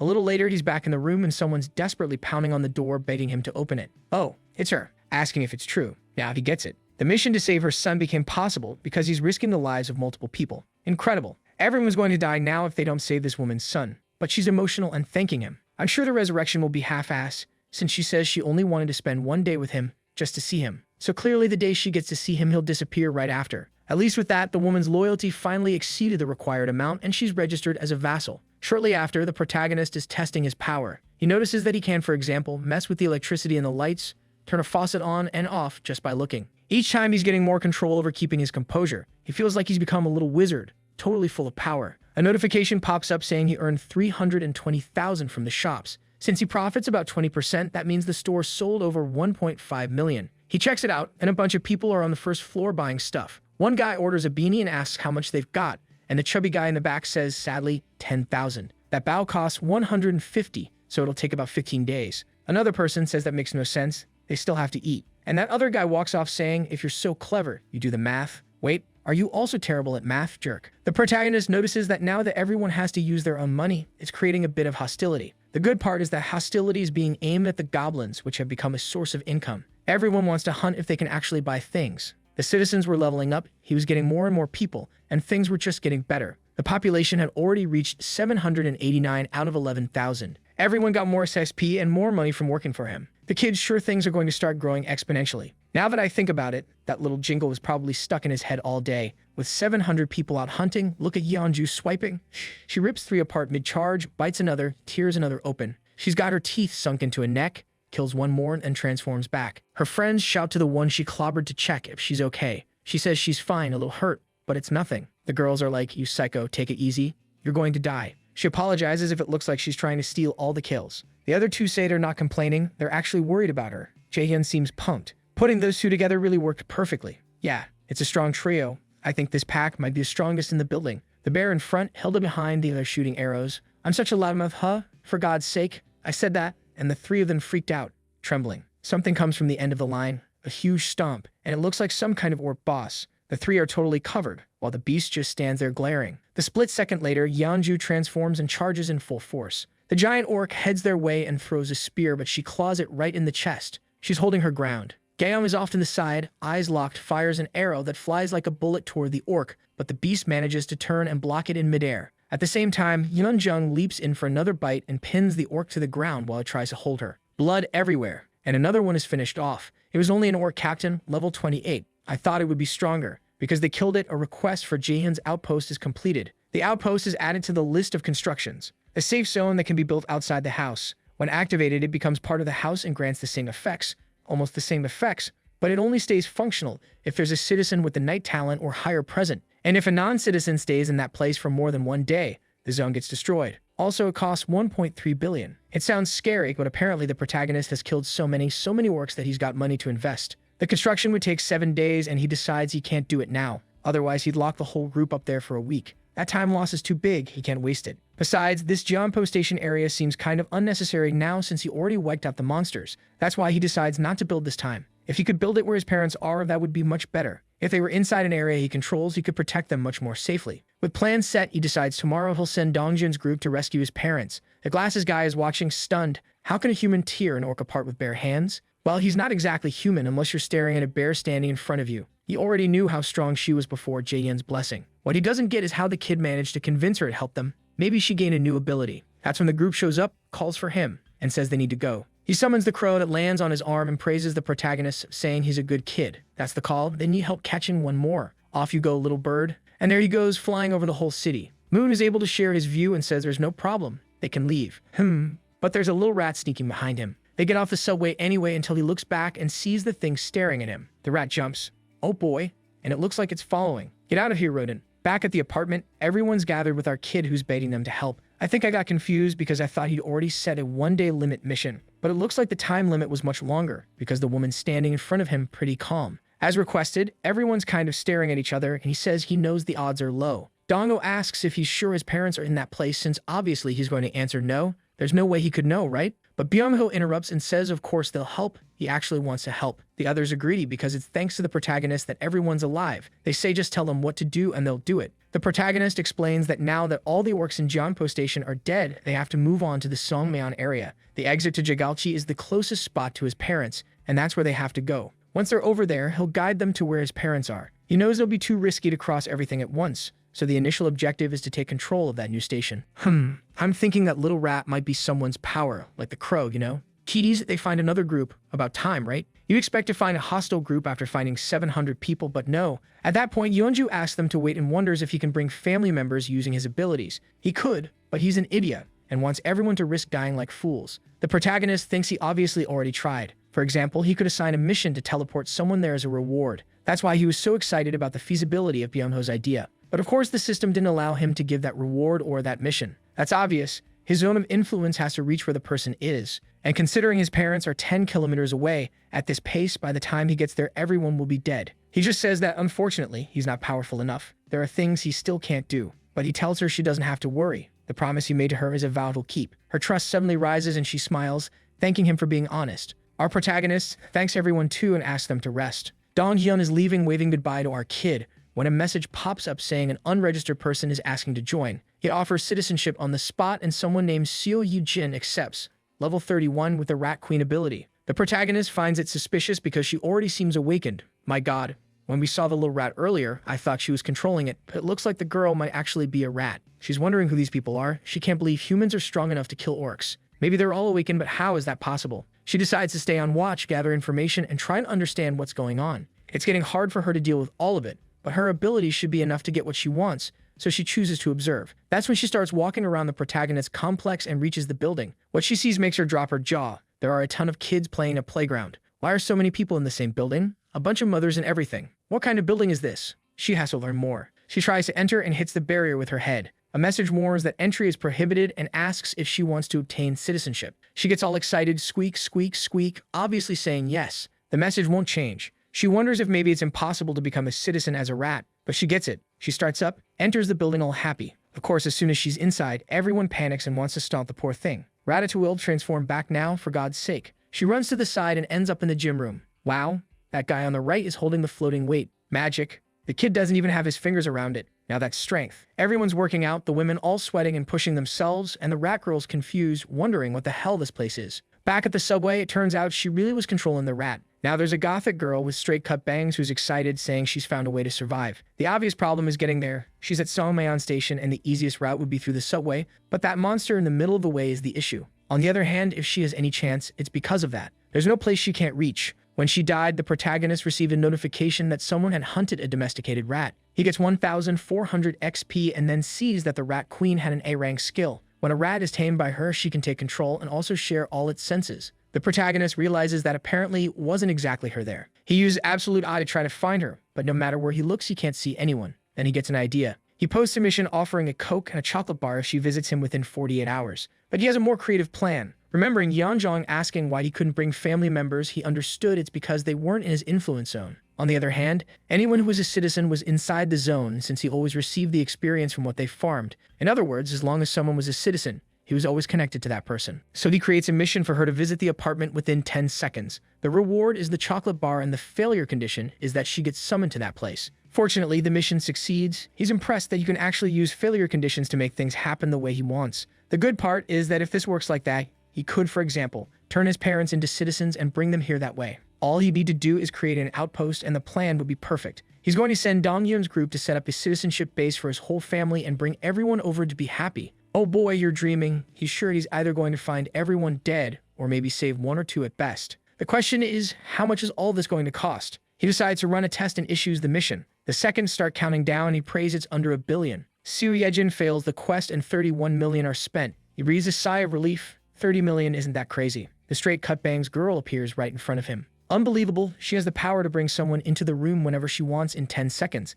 Lucky bastard, life is easy for her. She wants to know who he is and he explains that he was the one who granted citizenship, then pulls up the system's Coke gift, explaining that yes, they're at the top of that apartment and he saw her through the little rat. He apologizes for everything, knowing she must be surprised and offers a nice to meet you. His name is Jaehyun. She takes the items and thanks him, saying she was confused when that quest popped up. He tells her yes, he was the one who sent the quest to make her come there. She gets excited and admits she's shameless, already asking him to save other people. Please accept a whole group, she says. Her plan was to bring everyone, but it's tough given the distance. He asks how many people there are and she says 35. The protagonist is shocked. He didn't expect the girl to come with her whole family. He apologizes and says that would be difficult. She's confused and asks what he means. He explains that with his power, he can't bring that many people. She's pleading for help to save her mother, her little brother, everything, promising to do whatever he wants, but unfortunately, he'd have to grant citizenship. There isn't much else he can do. He's not going to spend that much money on those people. He thinks it over and remembers that he was able to grant citizenship even though she had only been present as a little rat. Maybe certain things could work that way. He's impressed that her trust level has already reached 37.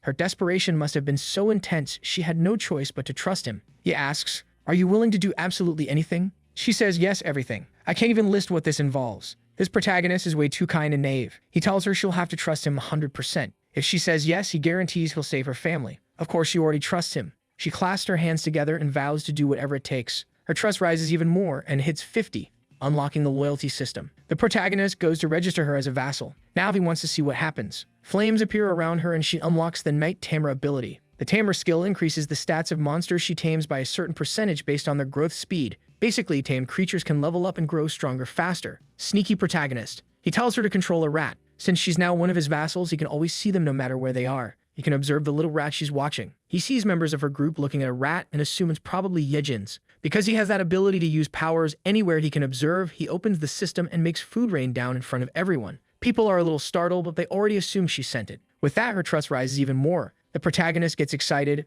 This combo of skills is working better than he imagined. Plus, Su Yejin's ability combined with his absolute eye is a perfect match. Now he can basically browse through over 1,000 rats and see everything happening across the area. Finally, he has Rikane-san's troops to watch the whole region. The protagonist then briefs her about the Nambomina area, which is near the subway and where he wants to take her family. He got lucky because she's close to that region, so with her rats there, it'll be perfect. Definitely better to send some rats to scout before Dongjin's mission. After all you have to do is send those stinky things. Suddenly, there's a little rat on her shoulder. Where did you come from, buddy? Is there a rat in that cap, like in the movie, controlling her by her hair? I might be going a bit far. She offers help, grinning and saying he can count on her, and her trust keeps climbing. Crazy, but won't she send the nearest rats? Come on, send the one's closest girl. Then the protagonist asks her to check the subway, region number 1. Immediately her face changes. If he's planning to go through there, she says he better change his mind now. He wants to know why, and she tells him there's a gigantic monster at Siumian Station. He asks if it's that strong. She just shakes her head yes. He tells her to send a rat so he can see the thing. The little creature runs through the subway, climbs on a bench, all terrified.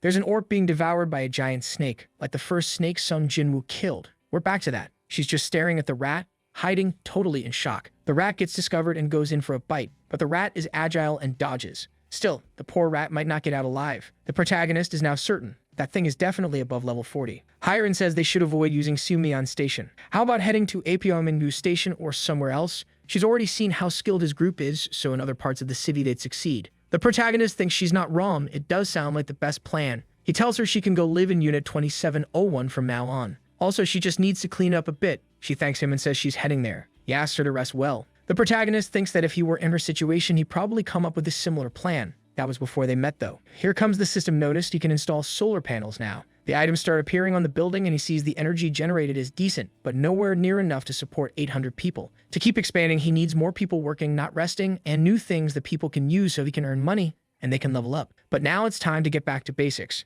Time to go hunting. Dongjin's group runs through the stations, desperate, until they turn and shout that the creatures are coming. Everybody changes stance, gets ready, and a horde of mutant bats comes at them from behind. A rain of arrows flies at the beasts. They're all pierced and fall dead. Gaeyoung asks if anyone's hurt. No, everyone's okay. Hiren asks if they're really going to be able to kill that snake Ji-Yun mentioned. Gaeyoung says it's worth a try. After all, he can summon them at any moment if they're in danger. That relaxes everyone. They say there's really no reason to worry. And of course, the exact moment someone says there's nothing to worry about is the perfect time to die. They press on through the station until everyone's expressions change. All that's left are the goblins that probably ran into the snake. Dongjin tells everyone to hold their positions and keep moving forward. Suddenly, he freezes and tells everyone to stop. Holy crap, they come face to face with the snake, and the thing is enormous. Right away, Doksu yells, asking how they're supposed to kill something like that. They tell everyone to duck. Something hits while someone covers the other line. Everyone's crouched down, the whole place trembling. The protagonist has a mission pop up, but nobody understands what just happened. Dongjin is confused.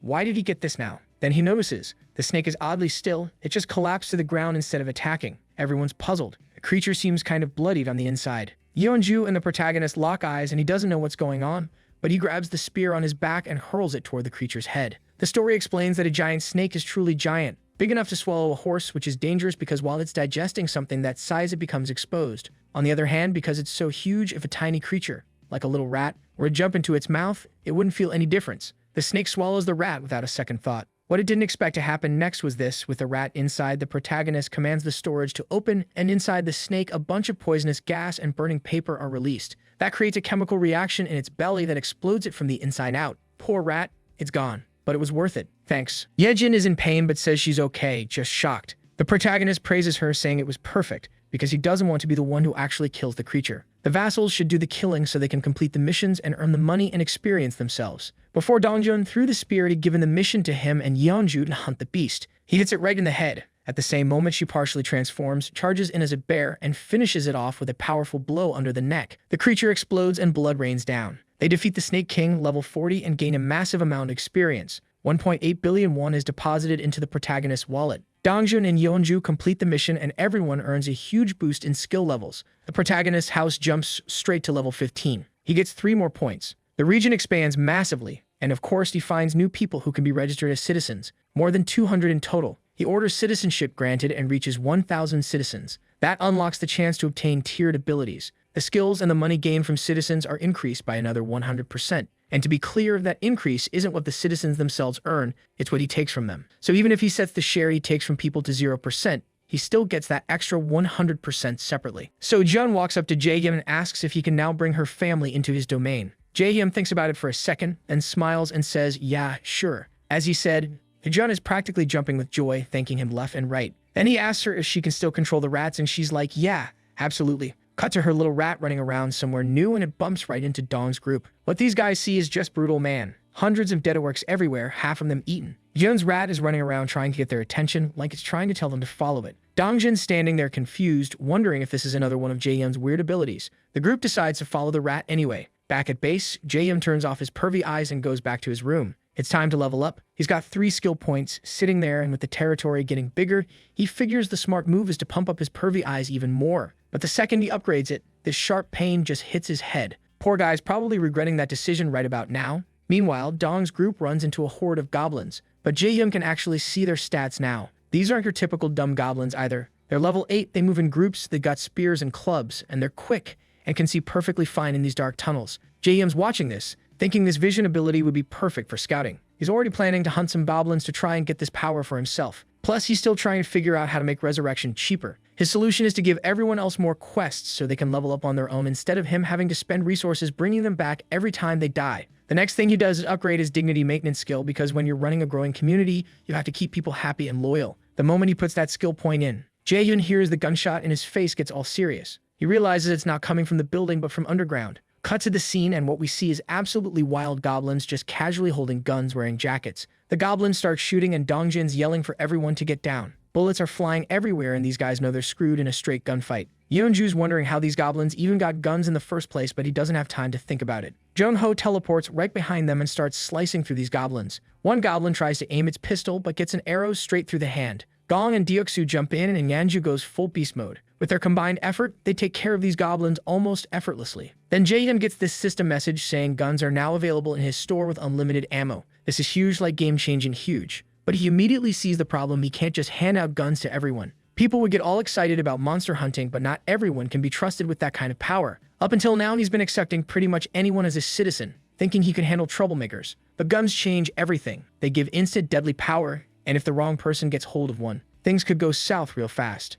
Envy, jealousy, resentment, all those normal human emotions could turn deadly real quick. So Jaehyun decides only the most loyal and trustworthy people get guns. And he already knows exactly who should get the first one. Down in the tunnels, Dong's group finished off all the goblins when suddenly this mysterious box with a gun appeared right in front of Jongho. The guy takes it like he's receiving a holy relic, silently thanking his god Jaehyun. They keep moving with the rat leading them until they reach a door. Dongjun opens it and finds a bunch of terrified people inside. Meanwhile, Jaehyun's taking a peaceful walk outside with Yejin when he gets an alert someone's trying to enter his domain. Then another notification pops up saying someone qualified for citizenship is nearby. He approves it without hesitation. Yeah, Jin's sister shows up and starts teasing her about smelling good, asking if she showered. Yeah, Jin's laughing, saying she's got hot water now. Jaehyun watches their happy reunion from a distance. He calls out to Yejin, saying apartment 2701 is hers, but it might get crowded if she wants to fit more than 30 people. Seeing her worry, he tells her he'll give her 3 more rooms because she deserves it. The girl's over the moon thanking him and promising to work her ass off. Jaehyun gets another notification that Yejin's loyalty went up along with a bunch of other people's trust levels.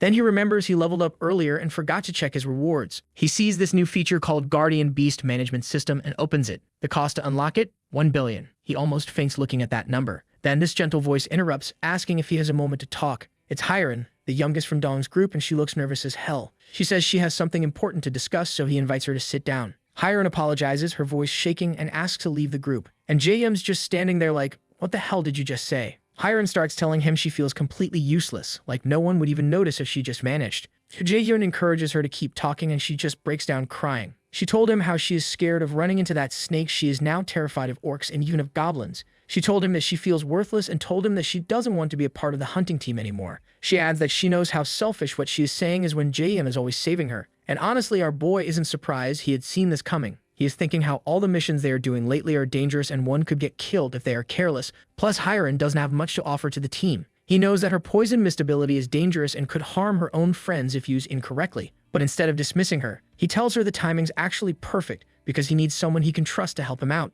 Davin's been taking care of all the injured people and he's exhausted and has been asking for help. Jaehyun tells Hyren he needs someone honest and compassionate, and she's exactly the right person. He reminds her that nobody's useless if they keep trying and that poison mist ability is unique. One day it's going to be really important. If she can't fight outside, she can help inside. Then Jaehyun does something that catches her completely off guard. He bows deeply to her. She's shocked and touched and starts smiling. The system shows her loyalty just shot up to 100. She wipes her tears and promises to do her best. Jaehyun smiles back, saying he's counting on her. After that, he opens up his system window and he's looking at this new feature that costs 1 billion. He is staring at it, thinking to himself if he should open it or not. In the end, he says screw it and clicks yes. As he did, a golden magic circle appeared with this golden crystal egg in the center that started cracking. The light is so bright he has to close his eyes. When it's gone, there's this small, adorable black bird. He uses his omniscient eyes and sees it's a 3-legged divine raven at level 1. It's got solar energy, but it's just a baby that needs protection and sunlight to grow. He wonders what to call it and in the end names it Blackie. The bird's flapping its wings all excited but then keeps going and Jaehyun realizes it's hungry. He gives it a bag of chips and the little thing eats it happily before falling asleep like a lazy cat.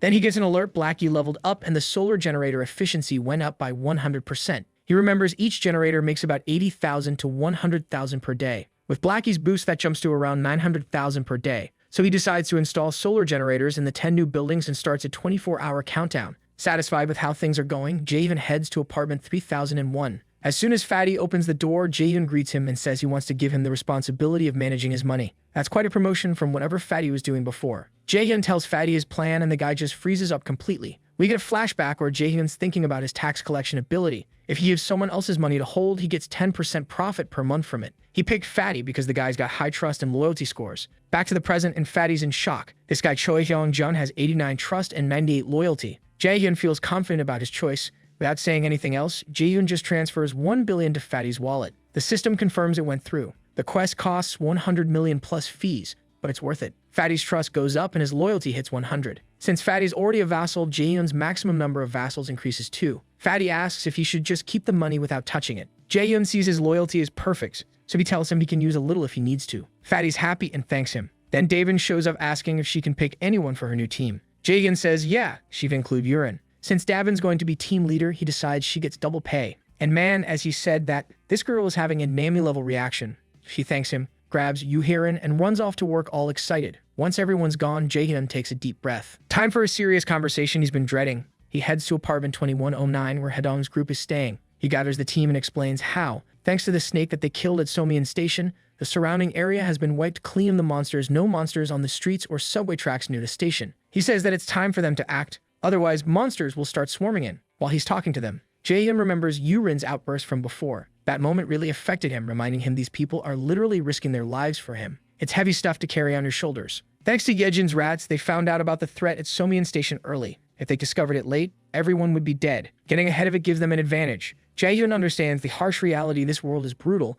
and anyone can die, but even then, he wants to protect the people he cares about. With all that weighing on him, he tells the group they're heading to Jagali Station tomorrow morning. Later in his room, the system pops up. Solar generator power increased by 100%. Plus, Blackie leveled up again and unlocked sun power and elemental magic. As Blackie's owner, Jaehyun inherits this power too. So now he was looking at the system window dumbfounded, wondering if this magic is actually what he is thinking about. He raises his finger and a small flame appears. It feels strange but familiar. Later he goes to an isolated area and tries to imagine a huge flame. He stretches out his hand and focuses the energy but only gets a tiny flicker. He's disappointed at first but then gets curious. He remembers the special gas his ability creates. If you mix that gas with flame, the results could be explosive. Right now, it's just a baby flame, but one day it could become something terrifying. Feeling excited about the possibilities, he ends the test and goes home. While eating, he gets another notification. 2 solar generators have been built. Blackie leveled up 3 times, so the generators are now 8 times more powerful, turning the surplus into money. Just then, Yejun comes in and thanks him for letting her rest. Jaehyun tells her she deserves it since her abilities are top-notch. He says he's going to need her help again. Dongjun's group is waiting at Seomian Station, and he wants her to guide them.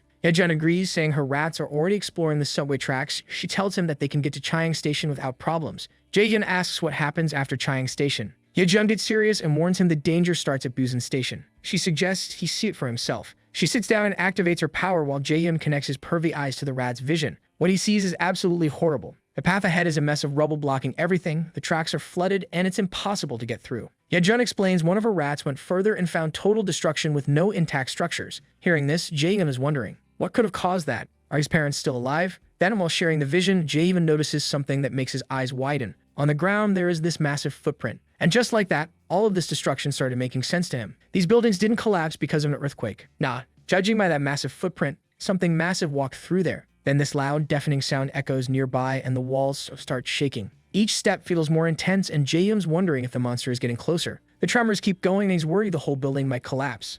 Another quake hits and he asks Yejun if she's okay. She says she's fine but wants to know what's causing all this. Suddenly, someone's calling urgently from the elevator. Jaehyun and Yejun run out and see Fatty in full panic mode. Jaehyun asks what's happening, but Fatty just gestures for them to follow him. The feeling of dread is getting worse as they all follow Fatty to his room. What they see through the window is a 60-meter titan casually demolishing buildings like they're made of paper. It's a giant cyclops with one red eye. Jaehyun mutters that his bad feelings always come true. He's watching helplessly as this cyclops destroys everything in its path and keeps advancing. Fatty and everyone else are panicking. Even Jaehyun feels real fear creeping in. Watching that thing demolish everything, he thinks to himself, can I actually defeat something like that? Can I protect everyone? He's close to breaking down when Yeonju steps forward with this determined look. She told him to leave everything to her. Jaehyun sees the focus and determination in her eyes and believes in her courage. The system pops up with a new quest: defeat the Cyclops in 24 hours. The reward is 1 day of resurrection for Yeonju's son. The punishment is a day of pain. Jaehyun doesn't waste any time and starts giving out assignments. Team 1 is Yeonju, Donghyun, Dae Jaehyun, and Dongjun.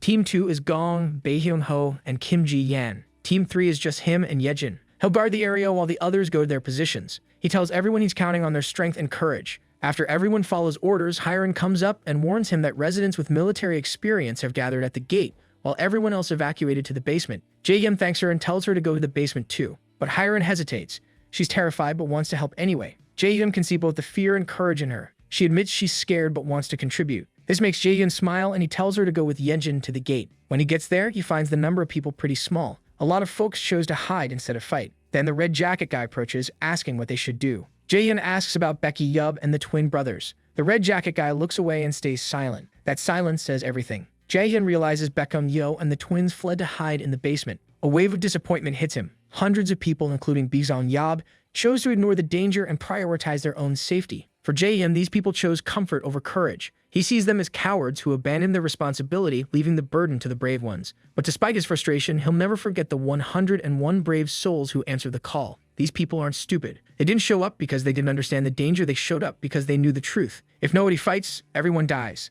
They chose to protect themselves and their families. Jaehyun remembers something he heard once: courage isn't about not being afraid, but about acting despite the fear. That gets him hard. In this brutal world, the people who act despite their fear are the ones ensuring everyone's survival. And right there in front of him are 101 brave people. Silently, Jaehyun thanks each one of them. Determined to reward their bravery, he opens the system and suddenly guns and unlimited ammo start raining from the sky, shocking everyone. At first, the group hesitates, but when they actually hold the real guns and feel their weight, new hope is born. They might actually have a chance against this monster. The giant Cyclops lets out this terrifying roar that makes all the buildings shake. Nearby, Dongjun's hiding with a spear aiming at the Cyclops' leg. He throws it with everything he's got, and the weapon buries itself deep in the monster's leg. The Cyclops roars in pain. Now it's furious and looking around for whoever threw that spear. It spots Dongjun, who just freezes up completely. The monster starts advancing, dragging its wounded leg behind it. That's when Yeonju and her beast form attacks from behind. She digs her claws into the Cyclops' already wounded leg, doing even more damage. The Cyclops roars and falls to its knees. But her attack wasn't enough to seriously hurt the Cyclops. It gets back up, takes this massive stomp, and hurls her away like she weighs nothing. She gets a distant building hard.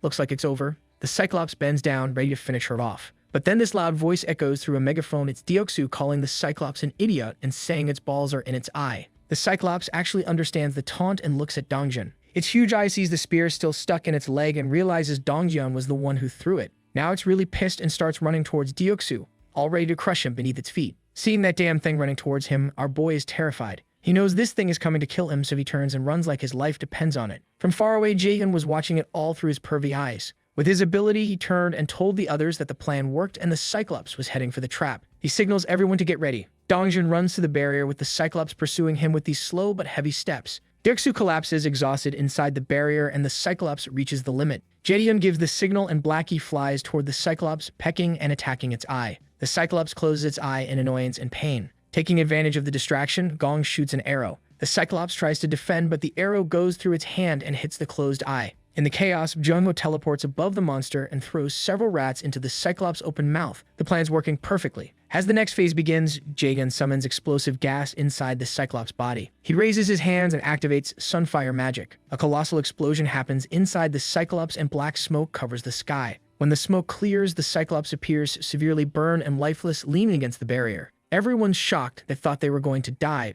but it seems that one-eyed bastard was the one to kick the bucket first. But Jaehyun knows something's wrong. The Cyclops isn't dead because the system hasn't confirmed it. He orders everyone to stay alert. Then Fatty calls Jaehyun with a trembling voice, asking him to turn around. Jaehyun turns carefully and, to his shock and horror, sees the Cyclops' red eye staring right at him. That murderous gaze looks like it wants to devour him right there. Jaehyun panics, unable to believe the monster survived. But before he can process what's happening, the Cyclops raises its hands and slams them into the barrier. The barrier is holding up against this massive Cyclops, but our boy is sweating bullets thinking, this thing's gonna crack any second now. Seeing that the Cyclops can't enter, Fatty orders the citizens to open fire, and with that, they hit this bastard with some American justice. But our boy is thinking that while they manage to stop this thing in time, there is no guarantee how much longer we are going to last. He's got his invisible hand trick going to protect everyone but man. Even though the barrier is tough, the shockwaves are absolutely wrecking everything around them. Buildings are crumbling left and right like they're made of cardboard. Seeing that when the giant was going all out, the barrier held, the citizens decided to deliver some more American justice to the bastard, and Jaehyun is standing there thinking it's not like the attacks aren't doing anything. If we keep this up, we might be able to take that beast down, but deep down he knows too that it'll take forever,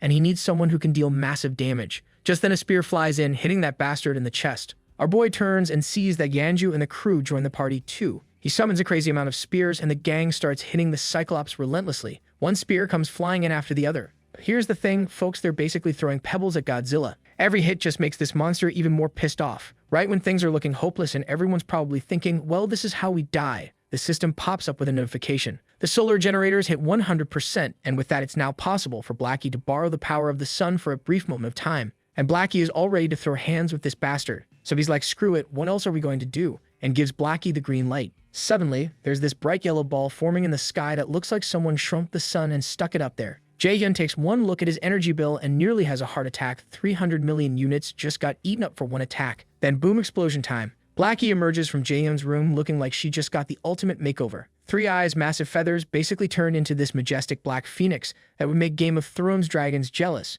She opens that beak, charges up all that solar energy like she's about to fire a Kamehameha wave, and blasts the Cyclops right in the chest. The attack punches a hole straight through the monster, but that damn thing is still standing there like, is that all you got? That's when Yeonju decides it's her time to shine. She transforms into her bear form, jumps through the air, and delivers the final blow that finally puts down this level 51 beast. The moment that Cyclops hits the dirt, Jaehyun's getting showered with X. His head starts killing him as his domain expands to cover more buildings. Plus, he gets another 10 billion just for construction work. Just then, Blackie flies over, acting all proud, rubbing her beak on his nose like, yeah, that's right, I'm the real MVP here. Praise me, you human bastard. But now, our boy is still mad about the 300 million that Blackie used, and Blackie's reaction to that is just adorable. But honestly, he's not complaining. 31 billion profit, and everyone's still breathing. That's what we call a total victory. Watching Blackie one-shot a giant Cyclops was probably the most insane thing he's ever witnessed. He's petting his evolved phoenix, thinking about how brave she is, and if he should summon all 10 beasts. He opens up the system window and sees that the price has gone up.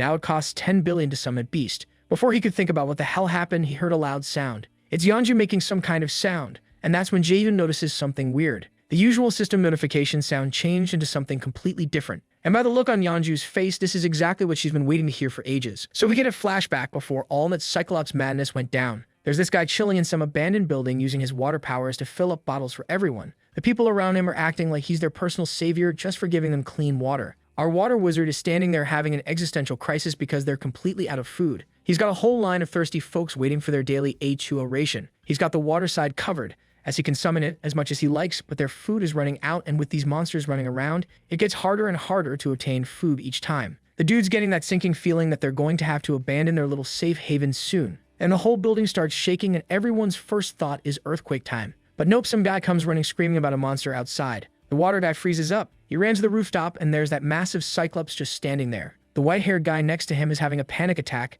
asking what they should do, while Junhyuk is already in tactical mode, telling everyone to hide in the underground basement. He tells the white-haired guy that apart from that, they can't do anything against that thing. While they continue talking among themselves, Blackie had already taken care of the Cyclops. They turn and see that the thing they were so scared of earlier was reduced to ashes in an instant. Seeing that the water guy is thinking to himself that it was an awakened doing, and if he wants to stay alive, he must stick close to that awakened. The next thing we know, he has packed bags and is heading towards our boy's building. They reach the apartment complex and immediately notice these buildings are standing tall while everything else is destroyed. Hyun's walking ahead going, "How are these still standing?" When he face plants into an invisible wall, the system pops up with entry prohibited, but then asks if they want to become citizens. They accept and get their first mission, go visit Jaehyun on the 30th floor. They head to the 30th floor and our boy is addressing them by names. Haeyuk takes one look at this guy and his instincts are screaming this is the Cyclops Slayer. So he grabs Jaehyun's hand and basically goes, "Please adopt us. We'll be good." Cut to the heartwarming stuff. Yeonju is serving up a meal to her little boy, Sewoo, looking genuinely happy for probably the first time in forever. The kid's chowing down and asks whose birthday it is since they're eating seaweed soup. Just then, Jaehyun walks in and the little guy calls him Wizard Uncle.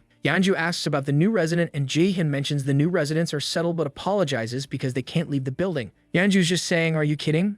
I get to be here with my son, this is perfect." The system confirms her loyalty jumped up and she's officially registered as a vassal, but honestly you could tell just by looking at her face how happy this mama bear is now that she finally has her cubs safe and sound. While they're watching TV together, being a normal family, Jaehyun's thinking about his own family, wondering how they're doing in all this chaos. Blackie shows up to play with Yeonju and her son, and watching them all together, Jaehyun is thinking about his family. He's wondering how his mom is doing, but then he consoles himself, saying that he can't panic, as one of Yeonju's rats is currently heading towards where his family lives. With that, you will be able to deliver food and necessary supplies to them. So today's all about letting Yeonju enjoy her dream coming true. Jaehyun tells Yeonju to sleep in the master bedroom, but Yeonju says that he had already done enough for them and they are comfortable sleeping outside. But our boy isn't going to let a mother and a sweet, cute child sleep outside, so he insists. Seeing that Yeonju was going to reject again, he orders her to take the bed. Yeonju gives her son's hair a loving ruffle, and they're both thanking this dude for being so thoughtful. The kid waves at Jun, calling him Uncle Wizard before heading in, and Jun's just standing there with a satisfied smile, thinking life's pretty good right now. The scene shifts and Yeonju is singing these lullabies to Sue, and the sound is drifting through the apartment. Jaehyun's lying there on that couch listening to her lullaby, and these old memories of his mom start bubbling up. The next day is one of those perfect, slow days that feels like time doesn't exist. They're eating Yeonju's cooking and watching Sue's favorite cartoons, and the kids are chasing Blackie around the house, who just wants to sunbathe in peace. Then they're all napping together and playing with the toys Jaehyun bought. Then comes the gut punch scene. Yeonju's on her knees, saying goodbye, holding her son, pouring every ounce of love into that hug. The kid, being too young to understand going down, asks if she's crying. She's trying to play it cool, whispering she's not, but tears are streaming down her face. This little guy puts his tiny hand on her cheek, feeling the tears, and starts wiping them away, telling her not to cry. Yeonju breaks down because she's terrified of a world without him. Then this kid said his mom and promises he's right there with her. Those words hit Yeonju hard and she's sobbing even harder. The boy keeps trying to comfort her as he slowly backs away, looking her dead in the eyes and promising he'll always be by her side. She's calling his name with a voice that's completely shattered, but he keeps walking toward the sunset. She's desperately saying she still has so much to do for him when he stops, turns around with this gentle smile, and tells her that he loves her as his body starts disappearing into the light. Those words almost broke her, but she manages to smile through the tears and tells him that she loves him. Sewoo gives her one last peaceful smile, and with that, he disappears. Jaehyun's watching all this go down. He's having philosophical thoughts about hope being a delicate flower that blooms in despair. He reaches out his hand, telling Yeonju not to lose herself in grief and promising this isn't the end. She looks up at him with this trembling voice, asking if it's really not over. Jaehyun says that if there's even the tiniest chance, he'll bring her son back over and over. Those words spark new hope in her, and then the system notification pops up saying Yeonju's trust level hit 100% and she gains some ancient vitality. Then we cut to the red-haired bastard who's absolutely losing his mind, screaming with rage. The twins are telling him all his carefully saved gear, standard spear, orc spear, all his money just vanished into thin air. This dude's confused as hell, asking about his brother's stuff. Brother explains that when he woke up, everything was gone without warning. Then the other twin chimes in too, saying that lots of other people lost their items too, and all of them have one thing in common, and that is that they chose to run away during the summoning. The elder one sighs and says that he should have gone to fight the monster. Hearing this, the red-haired guy immediately grabs him by the collar, saying, "Are you trying to blame me for this mess?" He screams, saying that he hadn't forced them, saying that they were the ones that didn't want to follow Jaehyun's orders. The elder one apologizes, so Red Hair finally lets go of his shirt, and then he starts wondering if they had been kicked out. He remembers how it had already happened once when some creep tried to mess with an underage girl. That guy got expelled and was found dead on the streets the very next day. Now, this bastard realized that he messed up because after the giant subjugation, the rest of the survivors had started gathering at their apartment complex, and among them there are probably plenty of people who'd love to see him get kicked out. He's consumed with hatred, picturing Baek Sungmin and imagining how happy that guy must have been getting a weapon. Dude scratching his head, completely lost about how everything went to hell. Meanwhile, Jaehyun's watching everything go down, thinking this is just the beginning of the punishment. Then his system window appears behind Red Hair with a new mission that catches him completely off guard. Hunt 20 goblins in 24 hours or suffer 1 minute of extreme pain. Now about Yeonju's new ability, this ancient vitality thing. It's basically this super rare power that makes you heal crazy fast, and the worse your injuries are, the faster it works. And thanks to hitting 100 trust points with Yeonju, Jaehyun's got it too now, and he's trying to wrap his head around what just happened. But then he realizes this power won't be super useful right now since he's not the one doing the fighting. Even if he leaves the building, chances of getting seriously hurt are pretty much zero. Still, the fact that such a powerful skill comes from reaching 100 trust points is definitely worth remembering. His thoughts drift to Bongho, who's also getting close to that 100-point mark. If Bongho hits 100 trust and Jaehyun gets his ability instant teleportation to anywhere he can see, then things get really interesting. He starts imagining using this teleportation with his absolute one-eye skill, plus maybe an outpost base. The system shows him info about this outpost. It's basically a safe zone you can set up outside house. As long as someone with knight rank or higher is inside, it gives you the city's protection temporarily. But if enemies stay there more than a day, the whole thing gets destroyed. Jaehyun figures that as long as his mental strength can handle it, he'd be able to travel to the advanced base. So he makes a decision from now on. His main focus is strengthening his mental fortitude. All his missions are going to be about improving that one stat. Just then, someone calls his name. It's Yeonju saying she's feeling more stable now and asking for permission to leave. She wants to personally handle bringing Jun's family back. Jaehyun realizes the mission should have started yesterday, but the delay was his fault. Yeonju thanks him for his time and promises to find a way to repay his kindness. Jun thinks she read his mind or something. He jokes about whether he really seems like the impatient type, saying her words made him a little embarrassed. Yeonju responds gently, saying he doesn't seem impatient at all, and if she were in his position, she probably would have acted the same way. She smiles softly and admits that everyone values their own family most, and she understands how precious that one day he gave her and her son was. Jan smiles back and asks her to go to Unit 2901, where people are already waiting. They are not going directly to Siomi Station because the Cyclops attack destroyed a huge part of the tracks. The station itself is basically unusable now. So Jun decided they need new routes, and he's had Jun sending her rats to look for access points for the past 24 hours. Jaehyun activates his ultimate eyes to get full control of the situation. But then something unexpected catches his attention. The system shows a message about a level 7 tamed giant rat. He wonders if the rat evolved or something. He wonders if this is because Yejin gained a new ability when he registered her as his vassal. But then he notices something following the rat. It's a swarm of zombies chasing the rat. This scene even takes our boy by surprise. Meanwhile, the rat is doing all he can. He picks up the pace and dashes forward at high speed, trying to escape the zombies chasing him. But then, in a completely unexpected move, the rat suddenly stops. It turns to face the enemies and growls aggressively at them. The zombies surround the rat from every angle, blocking any escape route. But even faced with all this danger, the rat stands its ground, refusing to back down even a step. Jaehyun's watching from a distance, thinking the rat's going to die for no reason. He considers causing a gas explosion to take the zombies down with it. But then he sees that the little guy was in no mood to give up. It charges forward with its crazy speed, dodging one zombie after the other, and within a moment the rat was out of danger, and Jaehyun is giving the guy a thumbs up, thinking how this dude is awesome. The rat then starts heading towards the exit, and there were only a few steps left. Now finally the little dude was out, and our boy is sighing in relief. But he didn't know that there was a freaking shark waiting outside for him. And Jaehyun is like, what the hell? Since when did snakes start eating rats? But who cares about the logic, because the shark is already charging our little friend, and sadly it wasn't able to dodge it in time. Jaehyun feels this intense pain in his head as a result and is now cursing the shark. He is thinking, was that really a land shark? But on the plus side, he had confirmed the location. That damn thing was lurking somewhere around the Nampo station. And the bad news is that it's only a few kilometers from his parents' house. He's thinking that if there is one monster, then there will surely be more, and if he wants to save his parents, he'll have to hurry. The scene shifts to Davin, who's crouched down sorting through boxes just then. Someone calls out to her. She turns and finds that it's Jaehyun arriving and thanking her for all her hard work. Davin smiles and says she didn't think it was hard work, especially since she's getting paid for it. She asks what the new problem is this time. Jaehyun looks a little uncomfortable, looking away as he tries to figure out the best way to explain the situation. Sensing his hesitation, Davin becomes concerned. This girl is getting all sorts of thoughts in her head. She wonders what our boy is about and asks. Jaehyun then awkwardly asks her if he can borrow Heron for a couple of minutes, and Davin is standing there dumbfounded. The fact that she'll have to handle everything alone absolutely terrifies her. She asks Hyun if he is kidding. Our boy just smiles and tells her that she'll have to handle things alone for a while. She then asks him if he is at least going to pay her overtime for it, and our boy smiles and tells her that she sure is getting paid for it, and it's double her usual pay. Davin once again gives the Nami-level reaction as she hears double pay. So somewhere else, this thick green mist released by the system completely covers Yeren's body. Then we cut to everyone sitting around a table with all eyes on Jaehyun as he's about to start the mission briefing. Jaehyun explains that thanks to that Cyclops, getting through Kamoyan Station has become way more difficult. He says it would be a shame to completely abandon the subway line. Yajin jumps in to explain that the section between Kamayan Station and Bayamagal through Doryang Station is still perfectly fine. No monsters along that route, so they can cross without much worry. She puts a piece of paper on the table showing their first main goal: secure the route to Bayamagal Station. The guy with 4 eyes is thinking the best way through would be to fly over it, when suddenly Duxu interrupts just to compliment Yajin on her amazing map drawing skills. Jaehyun cuts through that and brings everyone back on track. He restates Yajin's explanation and points to a specific area on the map, warning they need to be extremely careful before reaching their destination.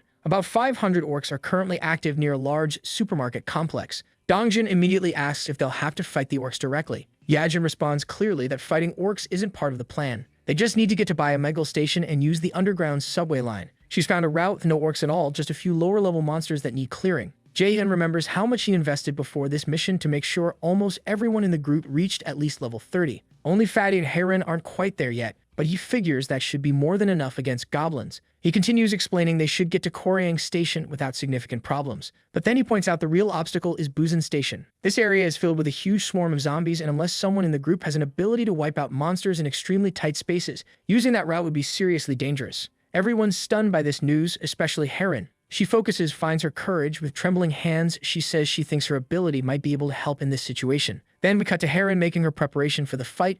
She has 100 kilograms of poison mist ready in her storage for the fight. After packing her stuff, she turns back to where Jaehyun and Yajin are waiting for her. Jaehyun asks her how she is doing, wanting to know if she is ready for the fight. She says even though she felt completely drained at the beginning, she's doing all right now. She says that she suddenly felt this surge of strength. And folks, it's all thanks to our boy who knew that Heron was looking tired, so he secretly leveled her up. It wasn't cheap, but the investment is worth it. But even after all this, she is still unsure. Heron asks Jaehyun if he's really sure it's okay for her not to go in person. He tells her that it would be okay for her to stay here and produce poison mist, which would be more than enough. With preparations complete, Jaehyun activates his ultimate eyes, ready to commit some zombie genocide. The scene cuts to a bunch of ugly-ass zombies doing typical zombie stuff when something grabs their attention. They all turn together and spot Yajin's rat charging at them full speed. Jaehyun follows their plan and opens his inventory to release thick green poison mist that spreads over the zombie crowd. The rat dashes forward, weaving through the bodies, while Heron's poison targets muscles and causes paralysis. The poison makes living things suffocate, but zombies are already dead, so they don't need to breathe anyway.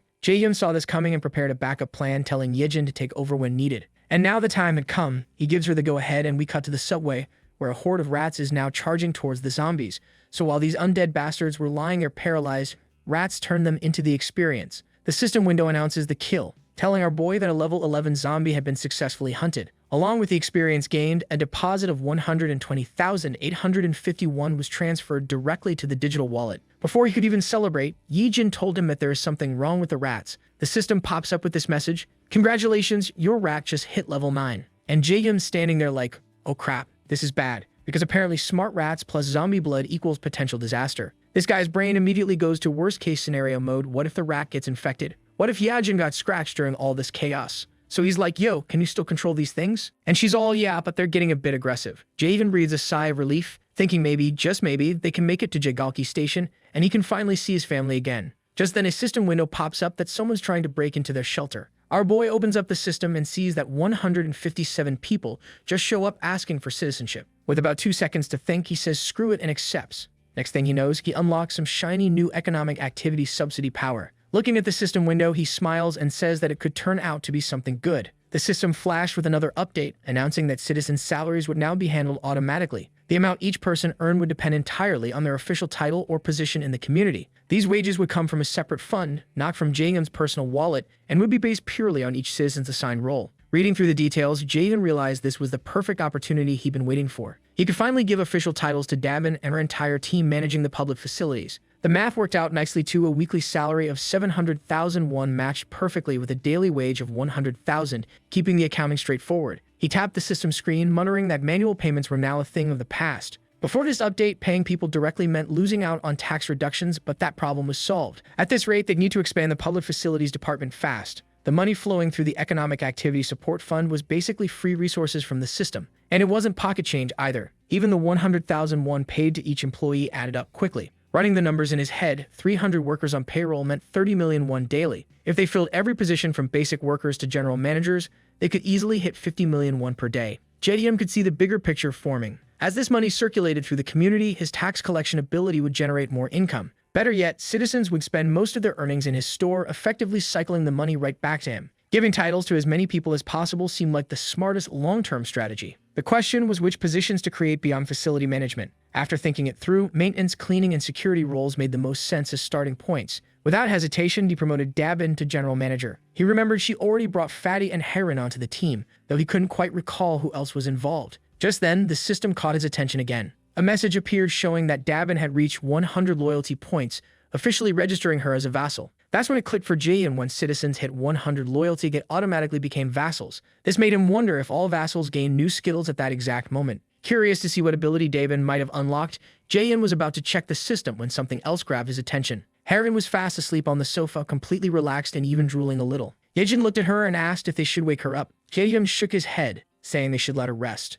She'd done her job and was clearly exhausted. Despite trying to act tough, she probably pushed herself to the breaking point and deserved a break more than anyone. Using his invisible hand ability, Jaehyun carefully lifted Heron and carried her to a bed in one of the rooms where she could sleep more comfortably. Jaehyun turned to Yejin and asked how she was holding up. She replied calmly that everything was fine, especially now that they'd reached the tracks near the station. Jaehyun nodded and told her to keep up the good work. She smiled and told him to leave it to her, but then her face changed and something made her hesitate. Jaehyun noticed immediately and asked if something was wrong. She stammered a little, saying all of a sudden the connection wasn't working anymore. Jaehyun asked what she meant and she told him to wait a second. She closed her eyes trying to reconnect with the link, but apparently it was no use. She explained it was probably the distance. It seemed to be just too far this time. Jaehyun asked if the link had been working properly before. She said it was possible to go a little beyond the maximum range if the link was already set up beforehand, but now the link's reach was only as far as the central station. She turned to him, asking what they were supposed to do now. Jaehyun started cursing his luck, thinking how something always seemed to go wrong at a critical moment, and just beyond the station was the house where his family was supposed to be. He'd been counting on using one of Yejun's rats to check the house before making a move. Clenching his fist tightly, he asks Yejin to try once more. She agreed, saying she'd give it her best shot.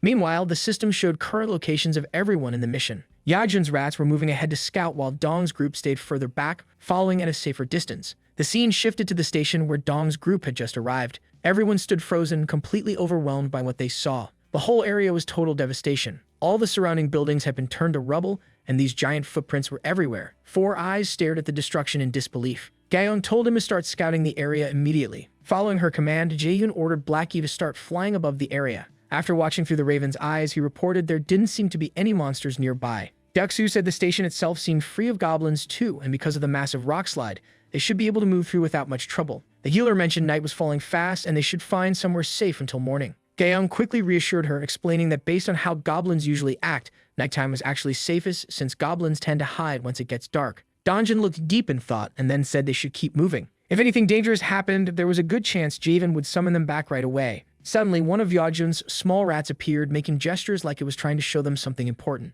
It started following the rat. Looking around, Four Eyes said that the whole station has now been turned into a lake, wondering if this is that giant's doing. Gaeong replied it was very likely since the ground had shifted when buildings fell. They continued walking when Four Eyes saw something coming out of the water. At first he thought that it was a human. One of the girls quickly recognized that it was not a human but a damn siren. He acted quickly and told the group to cover their eyes. So everyone's scrambling to cover their ears because this siren is absolutely destroying their eardrums with the most bone-rattling scream you've ever heard. Our boy Duxu's already looking like he's about to pass out, arms shaking as he's trying to keep his hands pressed against his head. Meanwhile, Yeonju's standing there completely lost, asking what the hell is even happening right now. But then things get really weird. Duxu realizes with pure horror that his body's moving on its own like he's some kind of puppet. Both he and Yeonju start getting dragged toward the lake against their will. When Yeonju gets that freezing water, reality smacks her hard. She knows they're in deep trouble. That's when these nasty fangs shoot out of the water straight at her feet. The girl's survival instincts kick in and she tries to swim up, but these underwater bastards grab her legs and yank her right back down. Back on the surface, Dongjin and the crew are still getting their brains scrambled by that siren's scream. Everyone looks like they're about to collapse when the healer closes her eyes and pulls off this clutch move. She wraps the whole group in this glowing magical armor that actually lets them think straight again. Dongjin's like, "What did you do? I can actually function now," and Four Eyes asks what kind of power the healer even has. But she's begging them to hurry up and save Duxu and Yeonju before it's game over. Then these blue creatures start crawling out of the lake and everyone's thinking the same thing. What are those bastards? Before anyone can come up with an answer, these things launch themselves through the air with zero chill. Dongjin raises his steel rod, ready to throw down, and manages to knock one of them back. An arrow finishes the job, but that's just one down with the whole army still coming. Gaeong's getting frustrated because these things just keep spawning. But then the Yeonju emerges from the depths carrying Duxu. The dude's coughing up lake water and mumbling about how he thought he was dead for sure. Everyone's relieved for exactly 2 seconds before the monsters decide to crash the reunion party. Deoksu lights up his magical armor and yells something about holding the line. Yeonju plants her feet and absolutely demolishes one of these creatures with a punch that sends it flying into a wooden pillar. That's when things get really messed up. The pillar breaks, and this goblin body that was tied to it comes crashing down. Everyone jumps back just in time, and that's when Four Eyes tells them to look up. What they see is absolutely horrifying. Goblins hung up in the shape of a massive cross, just dangling there like some twisted decoration. Dongjin realizes they were so busy fighting the water monsters that they completely missed these monsters hanging over their heads. He comes to this chilling conclusion. These bastards don't discriminate. They'll string up anyone, victim or monster. Then the female Gaeong just loses it. Her bow slips from her hands, she's shaking uncontrollably and she can't even speak. She's staring at one of those bodies, thinking, could that really be my father? And because the universe has perfect timing, one of the creatures chooses that exact moment to charge straight at the completely defenseless Gaeong. Dongjin sees what's about to happen and screams her name, but she's frozen solid, totally unaware that death is sprinting toward her. Right when things are looking hopeless, a gunshot rings out and saves the day. Bungo comes in clutch, nailing that creature midair. He immediately checks on Gaeong, asking if she's okay, and Dongjin praises his quick reflexes. But then they notice Gaeong is completely broken, just kneeling there with this 1,000-yard stare. That's when Four Eyes rushes over with some crucial intel.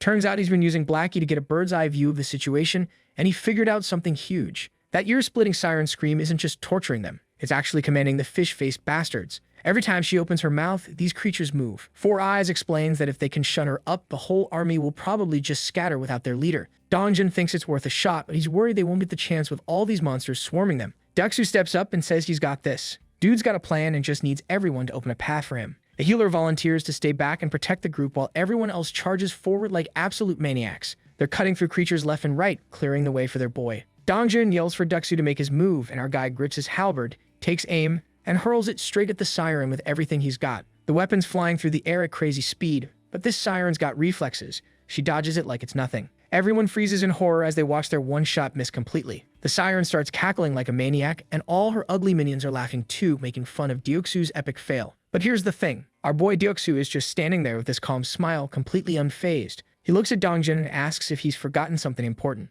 Dongjin's confused as hell until it hits him. Deoksu drops this perfect one-liner. What's the best way to deal with a fish? Then he activates his recall command. The halberd comes flying back and slices clean through the siren's back on its return trip. Talk about a 200 IQ play. The system pops up with that sweet notification. Level 33 siren eliminated. Experience gained. The weapon returns to Deoksu's hand like nothing happened, and all the fish creatures immediately get lost without their boss, diving back into the lake. Everyone's relieved that they got one less nightmare to deal with, but then Gaeong drops to her knees and with her voice trembling, she reveals that one of the bodies hanging on those crosses is her father. Dongjin goes speechless. He can't accept that his father-in-law is among those tortured victims. Gaeong completely breaks down, sobbing uncontrollably, while Dongjin falls to his knees in panic and disbelief. The whole group just stands there feeling the weight of this tragedy. Right in front of them, hanging from that cross in the most heartbreaking state, is her father's body. Right then, Jaewon was trying to issue a resurrection quest with Gaeong as the target. The reward? Bringing her father back to life. But the system won't let him because the resurrection is only possible if the target dies within his territory.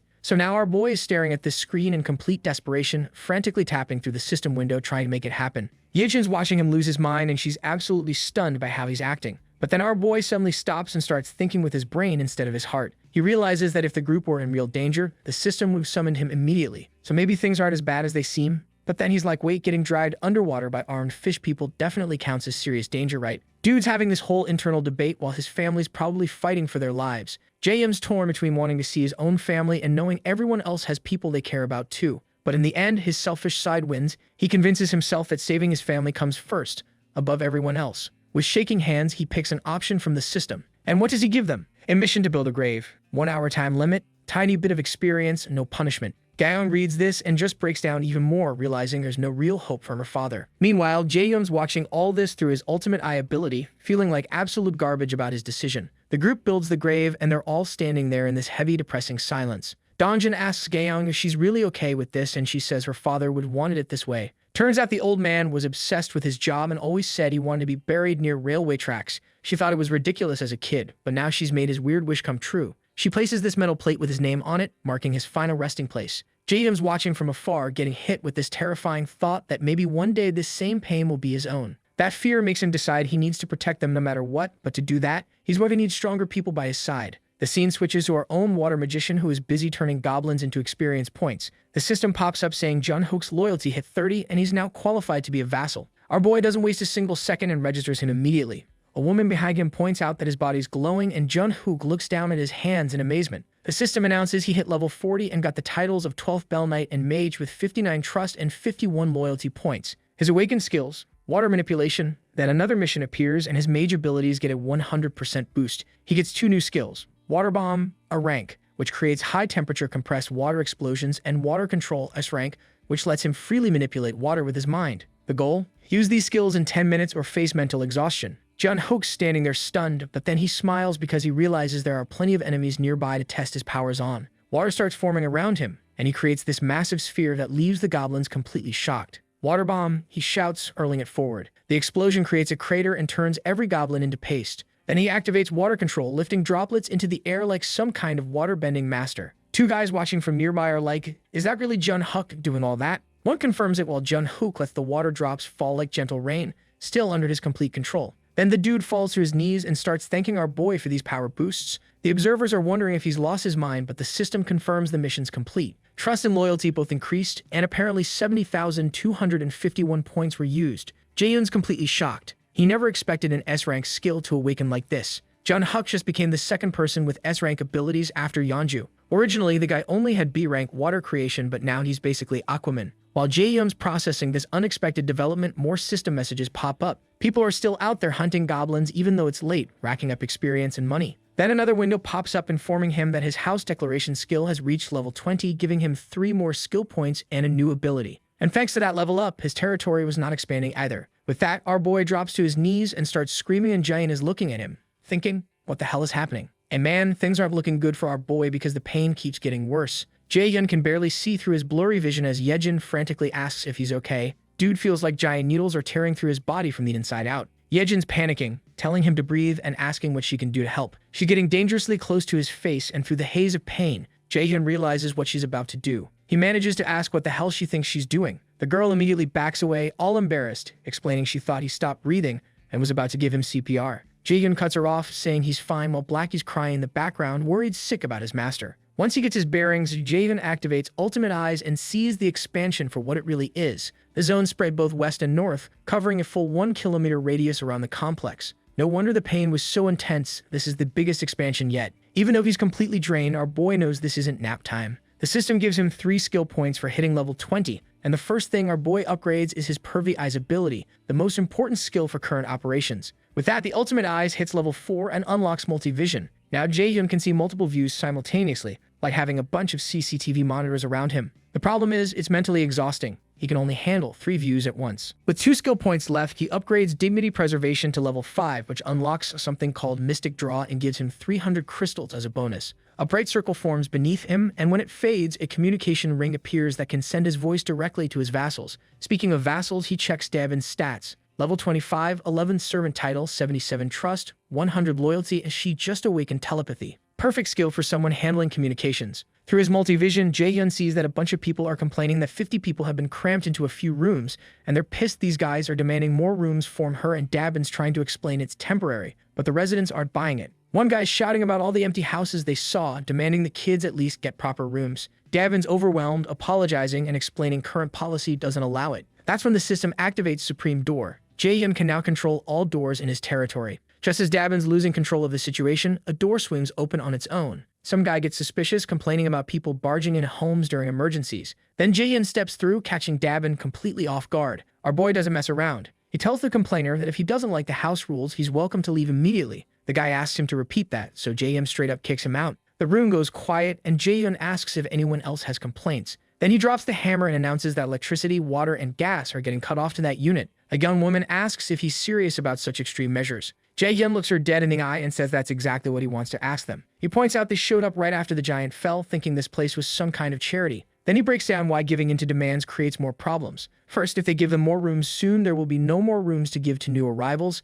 Second, those who are working will feel disrespected. And third, if he fulfills this wish of theirs, their demands will never end. He gets brutally honest, telling them the basic rights and welfare they expect don't exist here. The South Korean government fell, and he's not anyone's representative. Some might see him as a tyrant abusing power, but the world's too brutal for naive ideals about rights and welfare. He explains that other survivors who arrived earlier are enduring harsh conditions, doing rotating shifts just to get some rest, but they still take care of the children and weak as a community. They're fighting for survival together instead of making demands. Then our boy told them that they have two options here. Either return to their assigned accommodations immediately and earn their rights. If they refuse, they'll lose even more than what's already been taken from them. Hearing those harsh words, the group immediately backs off. David lets out this relieved sigh and thanks Jaehyun for saving her from that mess. But our boy says there's no need for thanks. He should be the one grateful to her, and he says that using telepathy. This confuses David. That's when our boy says that she might be able to do something similar to what he just pulled off. He asks if she knows about telepathy and tells her to think of someone she wants to talk to, imagining a mental conversation.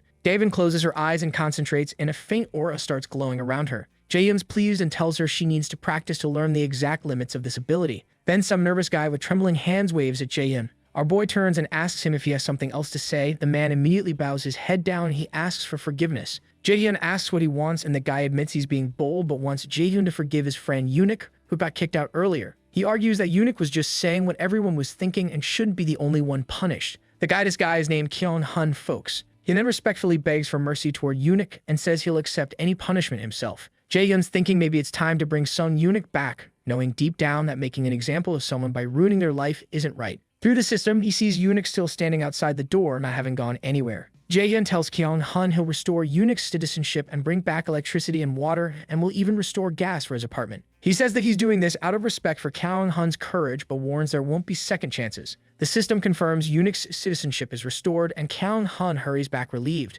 Another message pops up saying Kyung-hun's trust in Jaehyun increased. When he was gone, our boy was thinking to himself how he was always planning to restore gas because without it, children will suffer, but now he can't go back on his words or the punishment will be meaningless. Just then, Daben flashes her this bright smile and says that he really is a kind-hearted guy, which makes Jaehyun all embarrassed. He changes the subject, saying that the shared facility that they currently have in 3 buildings, he is planning to expand that to 25 buildings. And as she heard that, her expression changed from a smile to "What the hell did you say, you bastard?" real quick. She asked him to repeat what he just said, so our boy did, explaining that he is planning to expand and asking her how many team members she has. She quickly replied that, including Hiren, they currently have 14 people working. Jaehyun explains if he can expand to 100 people, he could assign 4 to manage each building. Daben's eyes light up and she offers to pay 100,000 per day for each person, promising everything would run smoothly at that scale. Then this new guy approaches, introducing himself as Sung Min, an associate professor of nephrology at some hospital. He asks if Jaehyun needs a medical team. The scene shifts and we see Jaehyun talking to Daben. Our boy mentions he let the medical team go earlier, but thinks high-ranking people need proper treatment. He asks Daben about turning a room into a hospital, and she thinks it's a good idea. Jaehyun notes they could probably find nurses if they look around and makes managing the medical team Daben's responsibility. She's excited and promises he can count on her. Jaehyun heads back to where Yejin's waiting. She asks if he solved the problem, and he confirms with a smile. He activates his ultimate eye ability and sees Dongjun's group heading to Jagali Station with no issues. Back to the system he goes, investing his final skill points in the ultimate storage. It hits level 2, doubling capacity to 200 kilograms and adding state preservation that keeps items in the exact condition they were stored in. This gives Jaehyun a brilliant idea. He buys an SND revolver and 100 rounds of ammunition from the store. His theory is that if he stores the gun mid-shot, the movement will be preserved and continue when summoned. He tells Yejin to cover her ears, which freaks her out when she sees the gun. Jaehyun reassures her it'll be quick, then gives the command store and warehouse and pulls the trigger simultaneously. The gunshot echoes, but the system confirms perfect storage. Feeling excited about his theory, Jaehyun steps onto the balcony while Yejin stays frozen in shock. He holds out his hand and commands, "Summon live shot." A stream of bullets pours out at remarkable speed exactly as he planned. This becomes the perfect way to help Dongjun's group at Jagali Station. Goblins start getting hit one after another by the incoming bullets, dropping like flies. These goblin bastards then run away, absolutely terrified, leaving Dongjun's group finally alone. With that, Dongjun's group was finally at the Jagali Station. Our boy contacts Dongjun's group, asking if they can hear his voice. Dongjun's completely caught off guard, genuinely surprised he can hear him so clearly. Our boy realizes everyone must be hearing him perfectly and tells them communication will work this way from now on. He directs them to exit number 2. When they reach the exit, Dongjun looks around at the completely ruined surroundings. Jaehyun's thinking to himself that they're now stepping into truly unknown territory where every path could hide a threat. Meanwhile, Yejin's still struggling to reconnect with the rats at the central hub and failing miserably. Without that connection, the group's moving forward completely blind. After he was out, Dongjun asks Jaehyun where they should go next. Our boy then guides them toward the large road stretching to the left, explaining that following it for about 1 kilometer should bring them closer to their destination. Then something suddenly appears that gets everyone's attention. And folks, it's that damn shark from before and now was standing before Dongjun's group. Standing before the beast, the gang was panicking. Dongjun is thinking about how their luck is straight up trash. First, it was the fight with those fishermen that they barely won, and now that they were finally out, They run with this abomination. The shark opens its massive jaws, letting out a scream. Wait, can sharks even scream? Anyways, that damn thing doesn't waste a second and lunges at the gang. Dongjun is keeping it busy while Four Eyes gives the fish bastard a taste of American justice. After that, Dongjun charges forward and delivers a powerful blow to the shark's fin. Yeonju joins the party. She leaps off the ground, crashing down on the monster's head, making quick work of it. The system announces a level 24 shark has been hunted, dropping experience and money. Four Eyes connects his mind to Blackie, and as he was scouting, he gets an aerial view and sees something that makes him freeze. He tells everyone that the whole area seems filled with fish. As he was saying that, a group of swordfish-type fish came flying towards them, and the group was thinking, what the hell is this? And given their luck, the gang knows that they are in for another fight, so they don't waste a second and prepare for the fight. Duxu raises his halberd. His armor activates and starts turning these fish bastards into experience, and the group is providing support, Four Eyes with the gun and Gaon with her bow. Even though their teamwork is flawless, Gaon knows that they won't be able to take down all of them one by one. Just then she heard the healer girl scream. She turned and saw that she was firing without even aiming the monster's charges at her straight, but then the girl used her brain and summoned the bullets from her storage. This time, all the bullets hit the target. Back in the apartment, our boy is cursing his heart out, saying how the payout is straight up trash. He then turns to Yejin. He hands her the gun and tells her to fire in his stead. The girl is nervous and asks him where she should aim. Our boy tells her that anywhere is fine and tells her to hurry as he doesn't have the time. She then starts firing and our boy starts storing them, ready to deploy them in battle. He was now focused on taking down the monster. Yejin quickly runs out of the ammo and asks him what to do next. He tells her to keep going. Our boy thinks the operation's efficiency has increased 6 times over, and though he feels bad for putting Yejin through this, he knows this approach is necessary. Then the door swings open and the poison girl enters. She asks them what the heck is going on, but the sight before her was way odd, so for a second she even thinks that it was a dream. Meanwhile, back in the battlefield, the group was now facing a giant crab. And this giant crab is already ready to throw hands, lifting up its massive limbs like it's about to rearrange the whole battlefield. When it strikes down, the ground literally shakes like there's an earthquake happening. But our boy Dongjun and the Yeonju manage to dodge just in time after that. Yeonju lets out this powerful battle cry, calling for the healer. Dajin doesn't waste a second and does her thing. She raises her hand and wraps her in this glowing aura. Meanwhile, Yeonju is hanging by the crab's legs. After she got the buff, she opened her mouth and bit the hell out of that crab. Meanwhile, our boy Dongjun was ready to provide support, running in the crab's direction, spear in hand. At just the right moment, he stops his sprint and yeets the weapon with perfect aim, sending it flying straight into the crab's head and piercing right through the center. To seal the deal, Yeonju chimes in from behind with her claws. She hits the crab with everything she has got, but to her surprise, nothing happens. Just then, Juno shouts for everyone to fall back. From above, he raises his weapon and starts firing one bullet after the other. Amid all that chaos, Dongjun's like, what the hell are we supposed to do now? This thing's insanely tanky. For a moment, doubt creeps in as he wonders if they even have a shot at winning. Meanwhile, our boy is watching it all go down from his apartment. He figures out that this creature isn't like the regular trash mobs. What they need isn't shark hits, they need something heavy and crushing, like a hammer. Once he figures this out, he starts looking around for something that can deliver that kind of force. He searches around the room to find something like that. He quickly puts it in his storage. And through his communication ability, Jun tells the Yeonju that when he gives this signal, she needs to leap onto the crab's shell. He found something that'll break through it. Right after, Jaehyun raises his hand and summons this heavy barbell that pops up right in front of him. Internally, he's apologizing to Miho, silently promising he'll buy them a new one later. His plan's simple.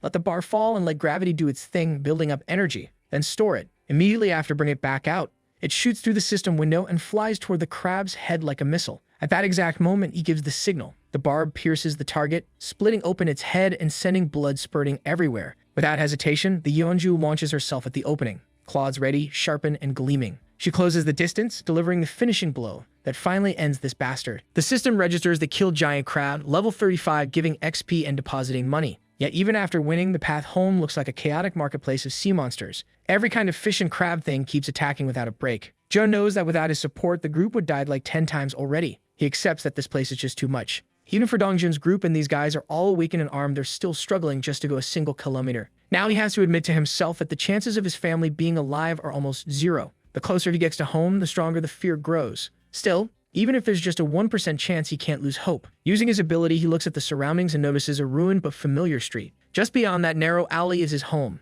But suddenly a tree catches his attention. Through his communication skill, he tells the group to stop. He knows this city well. He was born and raised in this neighborhood. And he's sure there was never a tree like that on the main road. Even if there had been, the city would never have left it there blocking traffic. This means the tree only showed up after the world went to hell. Using his ability again, Jaehyun points out the weird thing to everyone. He asks if they can see that big tree ahead. The group confirms they can. Jaehyun then says to the group, that tree is a monster. So now the gang's standing there when this massive tree decides it's time to wake up, and I'm talking about a tree with a giant eyeball on its trunk. The whole ground starts shaking like the world itself is backing away from this thing. Gaon takes a shot, hits the tree clean, but this wooden bastard barely notices. Dongjun throws his spears at it with perfect aim, and the tree's just tanking everything. Bongho teleports behind it and starts blasting away, while the Yeonju charges in and goes full beast mode, tearing into the bark with her claws. But then the tree fights back. It wraps her up in its branches and lifts her into the air. Everyone's screaming her name, and the tree starts forming these spear-shaped branches aimed right at her. Bunho jumps in front to protect her. She's yelling at him to get back,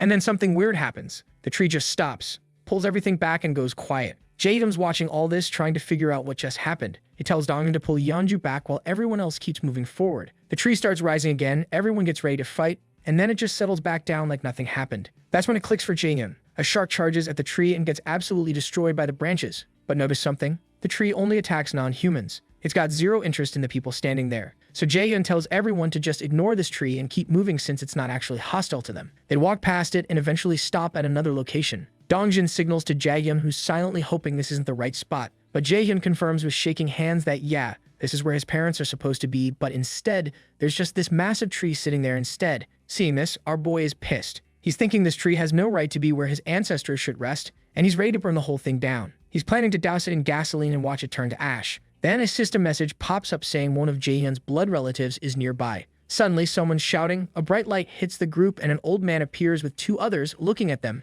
and asking who the hell they are and why they were harassing their peepee. So the villagers show up and immediately start freaking out because there's a hole in this giant tree they're calling Poppy. One guy is looking at the tree, asking if the tree's okay, and saying the village chief is going to be devastated. Then they turn on Dongjun's group, demanding to know if they did this. Our boy admits it with the most casual yeah ever, and one of the villagers loses it, screaming about how they hurt a defenseless child. Meanwhile, people are gathering around this unusually plump meat, saying that they are going to have a feast tonight, and Dongjun is saying if they are really going to eat that, saying that thing probably doesn't even taste good. The old man tells them to shut up, asking him if he thinks that they have the luxury to choose. But while all this drama is unfolding, our boy's brain is working overtime. He's connecting dots. The tree that never attacked humans, the massive tree growing where his house should be, and all those plants and flowers from his childhood. Then it hits him like a truck. This has to be someone's awakening ability. And if someone awakened a power as strong as his, there's only one person it could be. He mutters, "So you've awakened, grandfather," and tears just start flowing because he thought everyone was dead. Man's relieved his grandpa's alive, but then reality checks back in. This place is crawling with monsters in their high 20s, just casually strolling around, and creatures in their teens moving in packs. Jaehyun's looking around thinking, how the hell are people surviving here? But now it makes sense. Someone asks if he's okay, and he plays it cool, saying everything's fine, but internally he's like, I need to check this out properly. Later, after they finish cutting up monster meat, an elderly guy thanks them for the help. Jaehyun tells Dongjun to ask the villager chief's name, and he does without asking a question. The elder told him that their chief's name is Lee Bongyul, and he said that our boy's eyes go wide because, yeah, that's definitely grandpa. The villagers lead them into this bustling settlement with over 100 people running around. It's like a whole market just relocated here. There's food everywhere, stalls set up, and people working. One guy comes over talking about how Poppy pulled off something big again, and they start preparing fresh sashimi for the group. For the first time in forever, everyone's sitting down for a peaceful meal together. One survivor nervously asks for chopsticks, but the cook says they don't have any. You have to eat with your hands. Then Jaehyun just casually materializes chopsticks out of thin air, and the baldy is like, what the heck is happening? Yeonju is holding them and almost cries, thanking him. She takes a bite and loses her mind over how delicious it is, and suddenly everyone's digging in like they haven't eaten in years. But wait, there's more. Jaehyun summons a bottle of cola out of nowhere. The survivors are staring like he just performed a miracle. Then he materializes Sprite too. People are losing their minds. He asks if they want some, and the elder almost faints, asking if it's really for them. Then Jaehyun goes full Santa mode and starts summoning crates of drinks, snacks, and even paper towels. Everyone's standing there in shock, wondering if this guy's some kind of god, talking about bowing down to thank him. Then heavy footsteps echo through the camp. Someone with serious main character energy asks why it's so noisy. Jaehyun stiffens immediately. His eyes lock onto the approaching figure, and even he looks alarmed. An elderly man with this almost divine presence steps forward, and someone whispers, "Chief." Jaehyun's breath catches as he mutters, "Grandfather." Just then, a system window pops up showing the most ridiculous title ever, Guardian of the World Tree. Man, his old man is really the chosen one, chosen by the World Tree. Just by Gramps' arrival, the whole vibe shifts immediately. The chief walks up, and Jaehyun's studying him hard because the last time he saw his grandfather, the old man was frail and sick, barely hanging on. But now, dude's walking like he's in his prime, back straight, movements steady. Our boy realizes this has to be the awakening doing its thing. Jaehyun can't bring himself to step forward, so he asks the others to handle the greeting. Dongjun bows respectfully while one of the elders brags about how these newcomers can create stuff out of thin air. The chief looks at all the supplies and goes, "Really? We've been struggling with water." He thanks Dongjun, but our guy has to correct him, saying it wasn't us, it was all Jaehyun. The chief freezes. His eyes go wide when he realizes his grandson is the one behind all this. He asks if they are talking about the Jaehyun he knows, and the gang confirms that they are talking about the same dumbass. After hearing this, the old man completely breaks down. His voice is shaking as he asks if his grandson is really alive. The moment he gets confirmation, he orders everyone to follow him. The massive tree starts moving, branches forming a pathway down to the ground like something out of a fantasy movie. Jaehyun's watching from a distance, heart pounding, thinking he'll finally get to see his mom, dad, and grandmother too. Though there's still no way to reach them yet, he's already planning ahead. Once the outpost is done, he can use his game skill to go directly home. Then the system drops another message saying that he can now build an annex for 10 billion. It's basically a massive expansion that only works when a blood relative lives there. Jaehyun's thinking about the cost, but then realizes this thing apparently can't be destroyed, which makes it way more valuable than any regular outpost. He's got over 7 billion left from taking over the apartment complex, so he's like, screw it, and drops 3 billion on it without hesitation. Blue energy explodes from the ground, and this holographic layout of a massive complex unfolds before him. It's like his current place, but way bigger. The system says it'll be done in 7 days, and Jaehyun's relieved, thinking he just needs to keep grandfather in range while it's building. Then another notification pops up. The residents encountered a blood relative. His heart clenches. Grandmother. The group enters this huge wooden chamber inside the tree, and there she is, lying gracefully but looking aged. Jaehyun whispers her name, eyes trembling. His grandfather gently takes her hand and tells her that Jaehyun sent these people. She tears up hearing their grandson is alive, and Jaehyun's own voice breaks as he asks everyone to find out what happened. But here's where it gets rough. The grandfather explains that grandmother has been unable to wake up since that day, the day the monsters showed up and everything went to hell. She's been in this coma-like state ever since. Jaehyun seeing his grandfather's expression break for the first time, and it's absolutely destroying him inside. But he's trying to stay positive, thinking at least she's alive. Her skin looks healthy and she's breathing steadily. His grandfather's ability has clearly been keeping her going. What really pisses Jaehyun off is that he can't give quests to blood relatives. If he could, he'd do whatever it took to help her no matter the cost. He tries using his healing ability, but nothing changes. Then something weird hits him. The house is too quiet. 7 people just barged in loudly, so why hasn't anyone else come out? He asks about his parents, and his grandfather stiffens. The old man takes a deep breath and says that day his mom went to work and his dad went out to earn money. They're probably hiding somewhere safe, and his father would never leave his mother alone. But Jaehyun reads between the lines. His grandfather doesn't actually believe they're alive. He's just trying to soften the blow. The weight of despair is crushing, but Jaehyun refuses to give up. Even if the chance is close to 0, he's chasing that tiny thread of hope. He tells everyone their next target is Unwinding Nursing Hospital, orders them to rest at his house tonight, and says they'll head out tomorrow. Just then, the system lights up again, informing him that his blood relative was detected nearby. Jaehyun's eyes go wide. He immediately orders Yejin to command the rats to find every survivor in the area right now. This signal isn't coming from Dongjun's group, it's closer. Someone's heading their direction. His voice cracks as realization hits him. It's his mom and dad. Meanwhile, the village workers are busy hauling supplies and fixing stuff, complaining about how the workload never ends. One guy's wiping sweat, saying with the new outpost expanding, it makes sense they're this busy. Then out of nowhere, this strange sound cuts through the air. Everyone freezes and looks up as massive shadows fall across the road. From the sky, these grotesque winged monsters descend, blocking out the moonlight. One villager drops his tools and is like, what in the world is that? The alarm bell starts ringing like crazy as someone shouts that monsters are swarming in. People are running everywhere, grabbing weapons and gathering families. The guards are yelling to take everything to storage and lower the shutters. Someone bursts into the chief's quarters, saying he needs to come out immediately. There's a massive horde charging in. Outside, the ground's shaking as dozens upon dozens of monsters surge forward. The defenders are preparing for battle, hands trembling. Dongjun asks if these are really all monsters, and the elder stays surprisingly calm, ordering everyone back while summoning his living trees. He then notices Poppy is badly injured and asks the group if they know something about it. Dong, feeling guilty, steps up and says that they'll be happy to lend a hand in this fight, but Jaehyun's grandfather tells them to stay back. He drops this bombshell. The monster's target isn't them. Everyone's confused until he explains that from his perspective, it looks like the monsters are running away from something. They're not attacking, they're fleeing. But that doesn't mean they won't cause damage while passing through, so everyone needs to be ready. He then adds that even if that's the case and the monsters are just passing by, at this rate they'll definitely collide with them. With that, he uses his ability and whips out a barrier. Meanwhile, Dongjun is thinking how whatever's chasing these creatures isn't ordinary. Even the chief couldn't last a few minutes against it. Dongjun shouts they'll help fight, but the elder raises his hand and tells them to stay inside because they'll just get in the way. Then the real show starts. Gramps channels his overwhelming energy, and with one devastating stomp, he shatters the ground and wipes out hundreds of monsters instantly. System notifications start flooding Jaehyun's vision. You hunted this, you hunted that, gained X, gained X. A new achievement pops up, Mass Monster Annihilation. Then comes the kicker, Bloodline notification. All stats increased by trust points multiplied by 10, and experience from monsters hunted by someone with the Bloodline title increases tenfold and is shared evenly. Jaehyun's eyes go wide, realizing his grandfather is level 55 and basically a one-man army. Our boy's thinking, help him? We should be glad if we don't get in the way. The slaughter continues with system messages raining down, and then suddenly, Jaehyun levels up. But he's not ready. Purple lightning starts erupting from his body. He screams as energy bursts outward, covering the city in crackling arcs. His body feels like it's being torn apart, and then comes the explosion. Pure energy ripping through the skies. When it finally subsides, Jaehyun collapses to one knee, gasping. The system shows he's discovered beings that meet the requirements to become citizens. Jaehyun asks through clenched teeth if his parents are included, but the system says there are too many newly registered citizens to check individually. His fists tremble as he realizes if his parents were in range, it would have been a bloodline message, not a citizenship message. That means they're outside the barrier. Meanwhile, Yejin's controlling her rats, trying to track his parents' location. The grandfather makes a weird observation.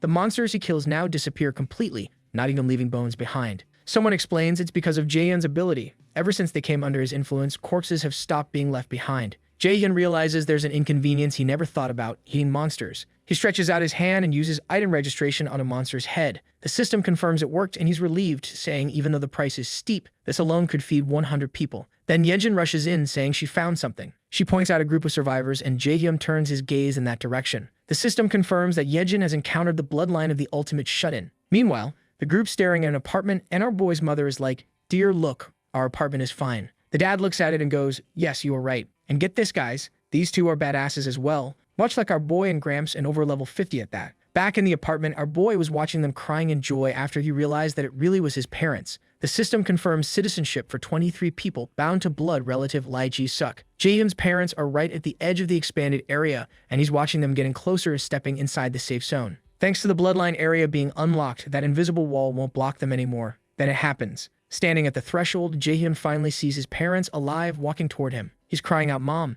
Dad," with his voice breaking, while his parents freeze in disbelief on the other side. His mother's whispering, "Is that really?" And his father's muttering, "Am I dreaming right now?" Jaehyun can't hold back anymore. He rushes forward shouting that his parents are alive, and they recognize him instantly and run to meet him. They're hugging him, calling out his name, unable to believe their son is really standing there. His mother's holding him tight, asking if it's really him, frantically checking if he's hurt anywhere. He reassures her if he's fine and has been doing well this whole time. Around them, other survivors start gathering. Jaehyun notices most of them are nurses from the hospital where his mom used to work. He realizes all 23 people with them are now awakened well, more like his mom granted them abilities to survive in this new world. That Jaehyun notices something weird. Two dogs are barking furiously at the barrier, unable to step through. The survivors are confused, but Jaehyun immediately gets it. The dogs haven't been granted citizenship, so they can't enter. He extends his hand and says, "Grant entry," and with that the dogs pass through safely. A blue system window pops up. Contract of subordination can contract up to 100 people and awaken their abilities. Jaehyun quickly understands this is like the survivor registration.